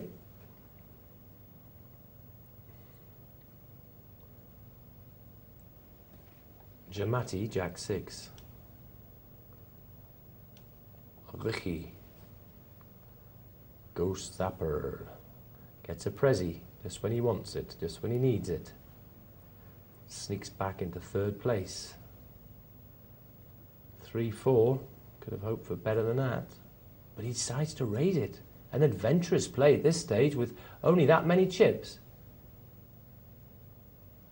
Does he really want to pull someone into the pot? Well, he's got some outs. What a strange play. He made it 6,000 when he only got 18,000 in the world. Well, he's going to have to push it in now. He's got what he's got a draw on, doesn't he? Yeah. Plus backdoor potential. That's it. That's his best chance is now just to represent he likes it. Oh. No, he's now the guy's hit the king. He's not going to give up that king, I don't think. And now he's going to try and call to hit the I think the miracle. I think he's There going to you raise. go. Oh. I was going to say. Oh, Yeah, well, I those don't. clubs will come a bit late. I'm sorry, Symbiont, but I just... Yeah, he should have done it on the flop, shouldn't he? Oh, don't try and bluff it, please. Oh, no, he started... Oh, he's tried... he's tried to bluff it as well. Symbiont, you've been doing some good stuff, but that hand, I'm sorry, but I lost track of the mistakes. So you didn't like that one, James? Oh, I think there might have been about 4 mistakes in the one hand. Honestly, you just really lost the plot in that one. I'm so sorry. You know what? You could have pushed all in before it would have been solved any problems there. Yeah. You'd have probably just taken down the blinds. You could have, if you played it the way you did it, you've got your little semi-bluff there. You could have whacked it in. The guy's checked. He's probably missed the flop because checks normally mean weakness, and there's a good chance you'd have passed then. Yeah. But you've put little bets in and just basically bled yourself dry and then made a bluff with such a small amount of money, it just wasn't going to work. Well, look at this hand here, James. So that was a shame, really. Mill Joe's got bottom pair and top 2 pair for Jamati. Now, Jamati is perhaps worried about the possible straight draws and flush draws that are out there, which is why he's raised it up. Well, if you're going to draw to anything, you're going to have to pay. And Mild Joe has put it down there, which is a bit of discipline. He said, I've been lower than this before and come back, I can do it again. But Jamati's taken a healthy lead there now, 70,000. But Mild Joe, on the bounce back, he's got ace-queen. However, Ghost Zapper has clicked top pair and a straight draw. And Mild Joe with nothing bar a middle pin straight draw bets. Ghost Zapper doesn't believe it, re-raises. Mild Joe calls. Uh-oh, Mild Joe. A little bit ruffled there, not so mild, disappears in 4th place. Well, quite a volatile performance. He went from lowest stack to chip leader, and then from chip leader to out lowest stack. Yeah. Yeah, that was a bit of a yo-yo there. A bit of a yo-yo.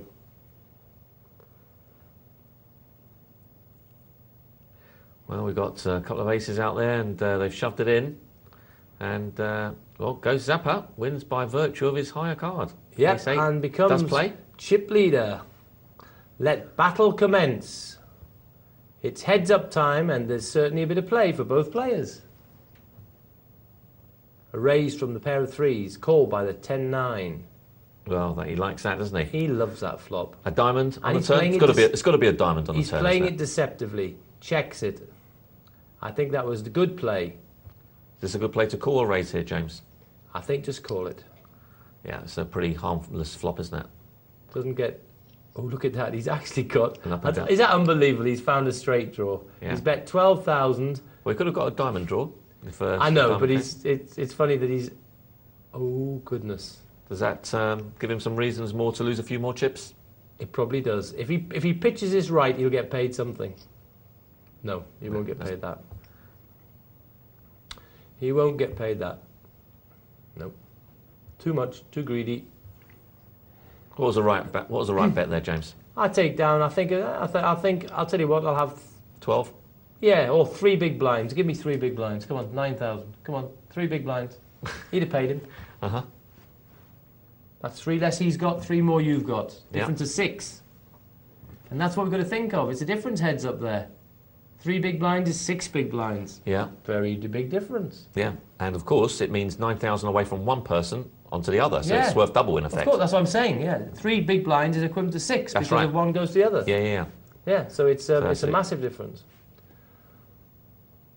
And I think that was a good one there where he knows very well. He knows the guy hasn't got so much. He could have just pitched that right. I think he's dreaming to try and finish it with his 42. Yeah, I think he was hoping that the guy had top pair there, wasn't he? He was hoping that the guy had the jack there. Really. Maybe, but the betting didn't look like Jamati was going to... Well, no, he did represent the jack on the flop, didn't he? Yeah, but he wasn't powerhousing, was he? No. Well, look, he's got his favourite threes again. He's broken the 100 barrier, Ghost Zapper. But Jamati is still in this. He's an underdog, but he's not a massive underdog. He's probably just a bit short. Well, see you after this hand, but he's just a bit longer than 2 to 1 against. And it's changed now because he's got the top pair. Yeah, well, Ghost Zapper believe him for it, though. Will he believe him for the ace? Things could change. Well, Ghost Zapper is betting out And Jamati's trying to get him, trying to induce him to call. He's only made it double, which looks a little fishy in itself. And Ghost Zapper lets it go. He's got bottom pair, can't even beat the lowest pair on the board, so he's let it go. He might have fancied peeling one off, see if he can catch a 5. As he made it so cheap for him to do, but it didn't work out that way.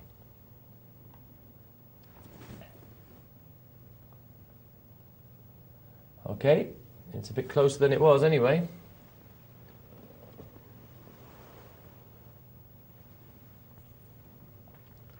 Yeah, it's caught up a little. So Jamati and Ghost Zapper battling it out for first and second. First prize is $300. Certainly is. What's the second prize on that one, James? Do you have the... Yes, I believe it's 200. 200, okay. If you're wondering what third got, 125 was what third place received.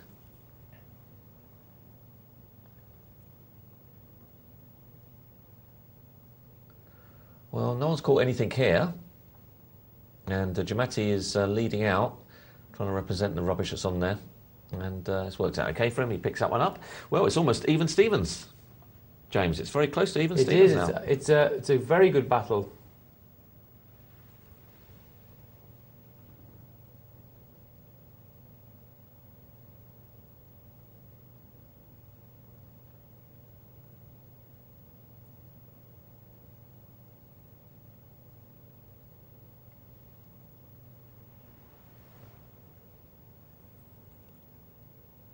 Well, this is interesting now. We've got all sorts of draws here for Jamati and Ghost Zapper. 6, 7, 8, 9 up and down for Ghost Zapper plus the 1 over card. And for Jamati, he's got a pair and an inside straight draw. Well, no one's hit their miracle draw. So if it goes to showdown, which no doubt it will, with all cards turned up, I don't think anyone's going to bet on this. Well, no, Ghost Zapper's trying to take it away. He's trying to represent something more than he has, and he does. He manages to do it. Jamati felt that his 6 was just a bit too weak in that situation.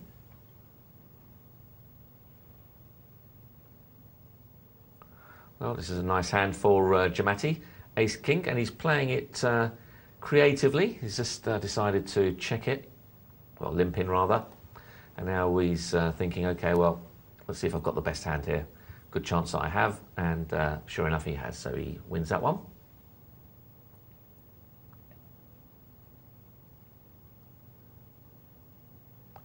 Goes Zapper with a King 7.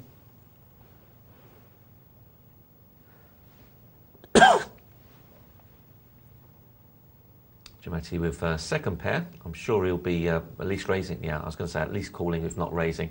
And raise is a better option here to find out where you are. And he's putting a healthy raise there, and Ghost Zapper can't call him. And that's a good play by Jamati. I like that play. He was testing Ghost Zapper for the jack. He said, okay, you haven't got a jack. That's good enough for me. There's a position for you, and that was because he had position on Ghost Zapper on that hand, which means that he was last to act and he could always see what Ghost Zapper was going to do. Very difficult for Ghost Zapper to respond.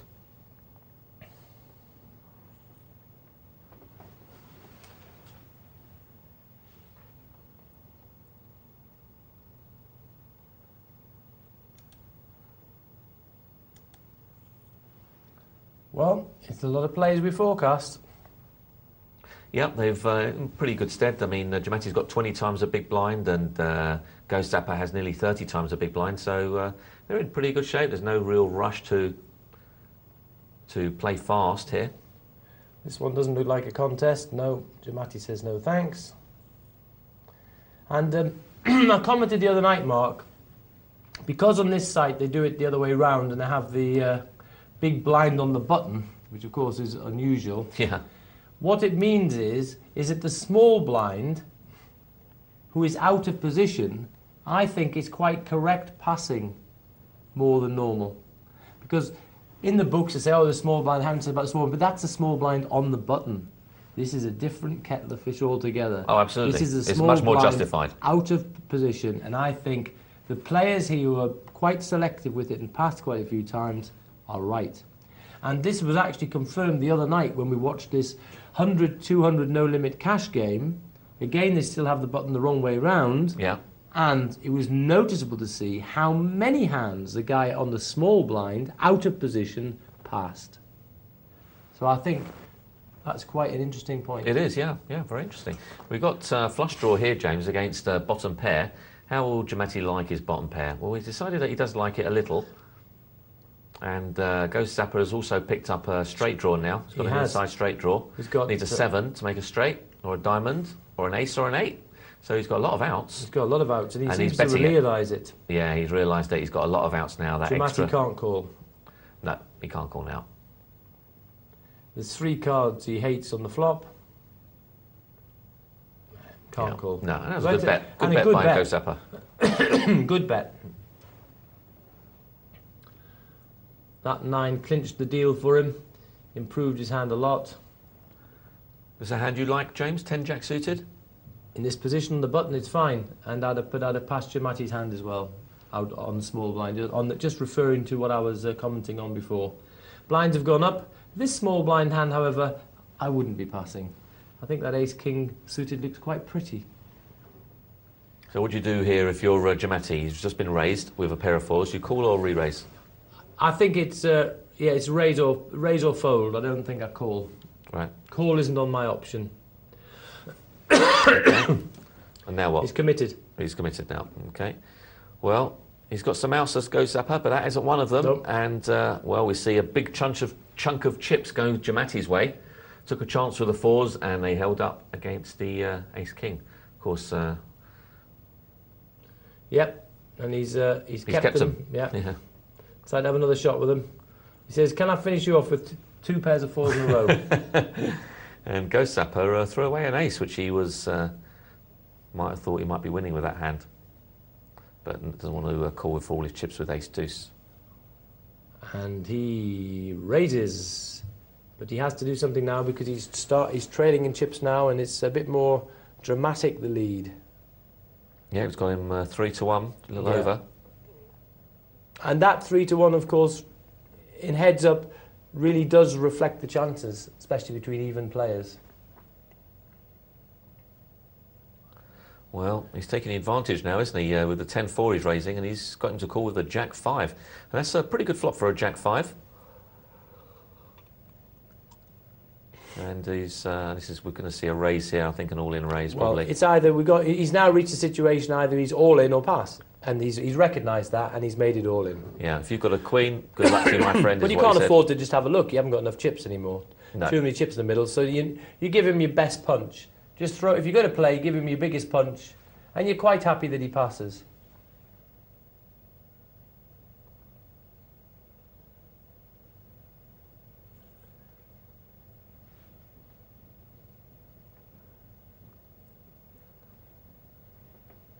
Right, Queen 4. That just takes down the blinds. You'll be pleased with that.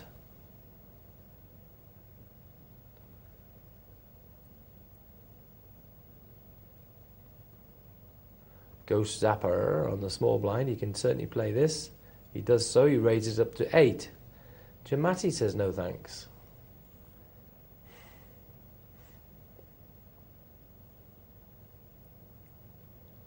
Well, he's come back a little bit, hasn't he, Ghost Zapper? He's back up to 51 now.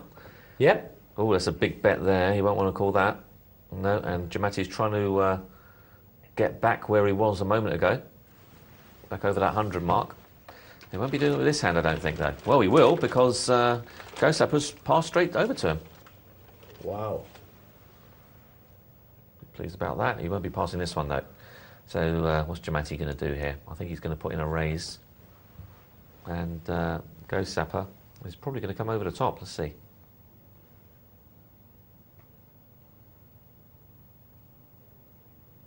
Oh, he's going to get...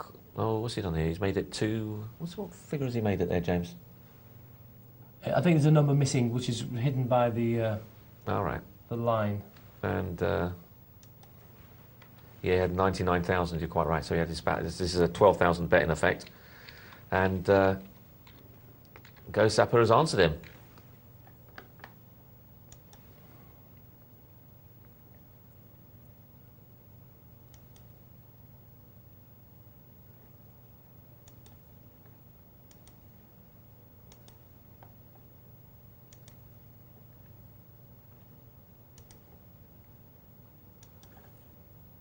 Well, Go Sapper challenging here. He certainly is. And, oh, this could be a little battle, possibly. Yeah, especially if an ace flops. Often when you see... in 14... There's a good chance this is going to be a split pot. Let's see. Well, that's almost definitely a split pot now. As long as one of the next two cards is over a 5, we'll see a split pot. Of course, a 3 or a 5 would swing it in that person's direction. And a good bit there by Go Sapper. He's now, well, he's got the lead back, James. It's back and forward. It's a good game. And just out of interest on that pot there, the ace clubs 3 of diamonds against the ace of diamonds 5 of diamonds, it was 42% that it would be a tie. Right, so pretty high. 21% for the ace 3 and 37% for the ace 5. That's a significant difference. More than you think, isn't it, really? Yeah. But the most likely event, as you obviously said, was 42% the tie. Yeah. But sometimes we think in your head you think it's going to be more than that, don't you? You do. You probably think around about 60% in your head. You do. You think it's a lot higher. Yeah, a lot higher. So that's quite a bit of interesting information we've just delved there, isn't it? Really. So again, even however small the advantage your kicker has, is meaningful. Yeah, it does make a difference, absolutely. This was a bit different, of course, because the ace-5 also was suited. Yeah, so that adds another 3-4%. Which that made a difference there. And if it wasn't suited, James, what would that have been? If it wasn't suited, we'll have a look. Well, the ties would have about gone 3%. Up. And he'd have won less. He'd have won 34%. The other ones would still only won 21%, but the ties would have gone up to 44%. So it would have gone up 2%. His hand would have gone down. Well, look at this, James. Blinds are now 2,000, 4,000. They're neck and neck. Tremendous. But that is the good feature of these MTTs. The heads-up battles, there's enough play in the tournament that you get a really good game. And I think this is great to watch. It's a great learning process for us watching these. And 9-10, and he's been re-raised by the 8-9. Well, this is where it all goes in, James. It looks like it. Well, that's all over. Practically. It's all over. Practically. Oh, not quite. No, Go Sapper has a few chips there. He battled so hard, didn't he? And then, well, he could still... Yeah. He's got the 8. So Jamati takes it. That was a good battle, wasn't it, James? Yeah, great battle there. So Jamati's our winner there. But congratulations to both players for a really good contest. So congratulations to Go Sapper and to our eventual winner. We've seen him a lot recently on Poker Night Live. We want to see him a lot more, and that is Jamati. Congratulations, sir. Very good play. Yeah, very nice indeed. Very nice. Okie doke. We've got... there's an email here. It says... Actually, a bit interesting, this one, actually. Really got me puzzled. It's an email from Stamper in Los Angeles. Thanks for watching from so far away. Glad to know that the internet is working well. Great show as always. I got an email from an online poker room, says it was refunding me a bunch of chips due to a misdealt hand. I always thought these servers were pretty much foolproof since they deal so many hands. Tell me, does this sort of thing happen often? I think the only thing I can think of, James, is, because I saw that earlier, the only thing I can think of is that sometimes the software will, in very, very rare occasions, we're talking about extremely rare occasions, will automatically fold your hand or something along those lines. So maybe it's referring to something like that. Well, I'm connected with an internet site, and I have never heard of anything like this. Actually, it's just weird. I can't actually understand how it could possibly happen.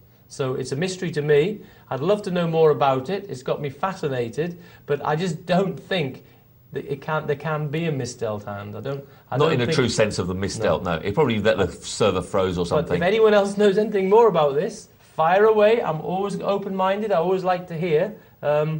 Interesting subject. Yeah. Anyway, let's have a quick blast of the 2-4 cash game. Okay. Brought alive. Ah, there we go. Well, there was 5 players a moment ago. There's now 4. So we're watching a $2, $4 cash game. This one is reasonably bigger than the previous one we saw. This one is a $400 buy-in. Yes. $40 minimum buy-in. So anywhere in between. And you can see there Tragic Trev, one of our regular players, sitting there with $683 it looks like. And smooth cut and given over their 400 amounts themselves. Ratty, unfortunately, is a little low at the moment, so we'll see how that progresses.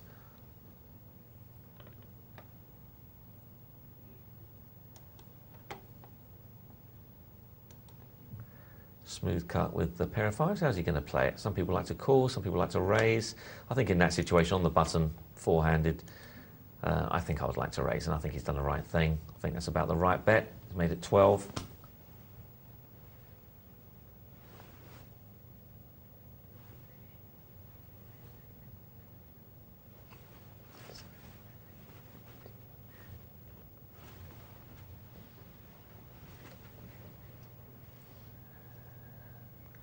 Okay, we'll just have another little look at this one, because it's a little bit shorthand, but I can tell you what, we've had some very interesting emails come in. So we're going to just watch the end of this hand here, see if anything happens. Yes, it does. Tragic Trev wins $6. Sorry to leave you, Trev, but we've got some really juicy emails come in, and we've got to have a look. Okay, no sooner said than done. It's an email from Dewey. Hello, James and Mark. Just seen your sit and go, Mark. Very interesting. Nice to see how you went about playing in unconventional hands and the tricky situations as a result. I've started to play this way. I have moved away from what I call ABC poker hand values, so this was very interesting for me. A few comments on your game. I agree with James that you played 3-3 a bit FPS. Fancy play syndrome. But if you didn't put him on the queen, then there was high probability that you were winning pot. So, well, I think Mark and I, we talked on that, and Mark actually had a rethink on that and probably just about agrees on that one. Yeah. Number 2, your bet on the turn actually was so small to be of no coincidence, I'm not sure what you spelled there. So it's got no meaning, I think, to someone playing, say, Jack 10. You're basically giving good pot odds. Well, on that, was he talking about the same hand? I didn't bet on the turn. I called a bet on the turn. Right. I think I suffer from FPS, that's fancy play syndrome, and one of the things I'm having to relearn is that when I think I have the winning hand, to not fancy play syndrome the hand. And I think actually that is a very good point, and I think we could all learn from that, and especially in tourneys, because we only have the one tournament life. So many times it's good to take down that juicy pot and have no more risk. Absolutely. In tournaments, it's very different. Yes. Absolutely, I agree. And so that's what we're referring to. So I think that's we can all learn from that. Very Mark. important in tournaments, Do you think so? I think we can all learn from that one. Yeah. That's great. Okay, 2 questions to you guys. Playing a single table $5 STT today, 4 players left, bubble. I had Queen 6 of spades. 4,000 chips going into 6,000 chips person.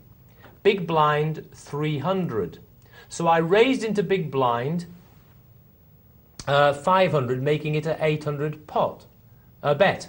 He called, flop came down Queen 9-6. Jolly good, he's hit 2 pair. I put 1,000 bet into 1,600 pot. He called. 7 of spades came on turn, giving me flush draw. He pot raised.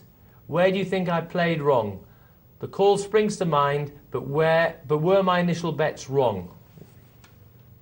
So what did he have? He had Queen 6. He hit 2 pairs. He Right. bet 1,000 into 1,600. I can tell you what I think, and I think, again, this is in a tourney here. I know you've hit 2 pair, but you've hit Queen 6, and there's a Queen 9-6. It can get overtaken by someone else for the second pair. All sorts of things can happen. Take this one down. How lovely it will be. There's a 1600 pot. Get it in your pocket. Why get fancy? I think that's fancy play syndrome. That would be my comment. Yeah, yeah. The only thing I would say is it does depend. I agree with what you say, James. The only thing I would say is that sometimes that might differ depending on what the guy's chip stack is.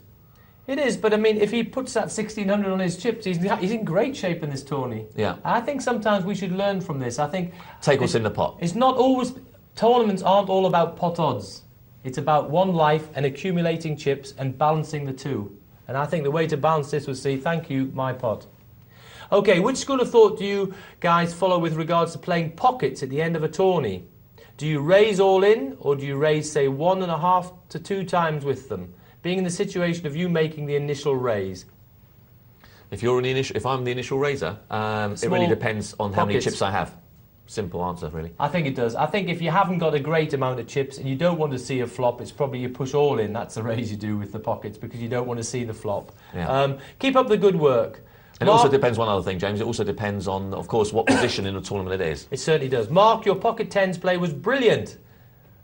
Did the other player, you can translate this for me, FPS it? No. Oh, fancy play syndrome. No, he didn't. No, he didn't. No, he didn't. He wasn't sure where he was. He said, in fact, in his previous email, he wasn't sure where he was. He thought I might have ace, queen, ace, king. And once the king came, he was very scared of that. Okay, we're going to fly to the next one. Email from King Whip. Hi, I was playing a $10 no limit. I had ace 9 suited. I raised 30 cents and got one caller. The flop came ace, ace 9. That's rather nice. I checked. He bet $1.10. I called, tried to trap him. The turn was a 2. I checked again. He bet $1.10 again. I raised all in $28, which I had built up. He called with ace 8. The river was a 9, split pot. What's the odds for that? And did I play this wrong? You didn't play it wrong. And with this code, I couldn't even think what the odds were, but they were definitely long. Thanks for that anyway. No, you didn't play it wrong, just unlucky. And we've got one more. Oh, it's quite juicy as well. Hey, hi guys, great to watch as usual. My question is as follows. I am having, by my own admission, a good run at the moment. I play as much as I can online, maybe 2 to 3 hours a day. This is from Annie, by the way. And aside from the odd MTT, I really only play sit and goes. I've been playing $5.50 buy-ins and a week ago moved up to the next level and started $11 games. I'm very pleased to say I've cashed in every of the 15 games I've played in the last week and I've more than doubled my bankroll. Brilliant. Now I'm seriously thinking about moving up again to $22 buy-ins. The bankroll is at 600 now and I feel I'm playing well enough, but do you think this is too early? Should I see if my good run continues or just dip my toe in, so to speak, and try my luck at the next level? Maybe the next level could be too strong for me. Thanks in advance for your thoughts. Best regards, Annie.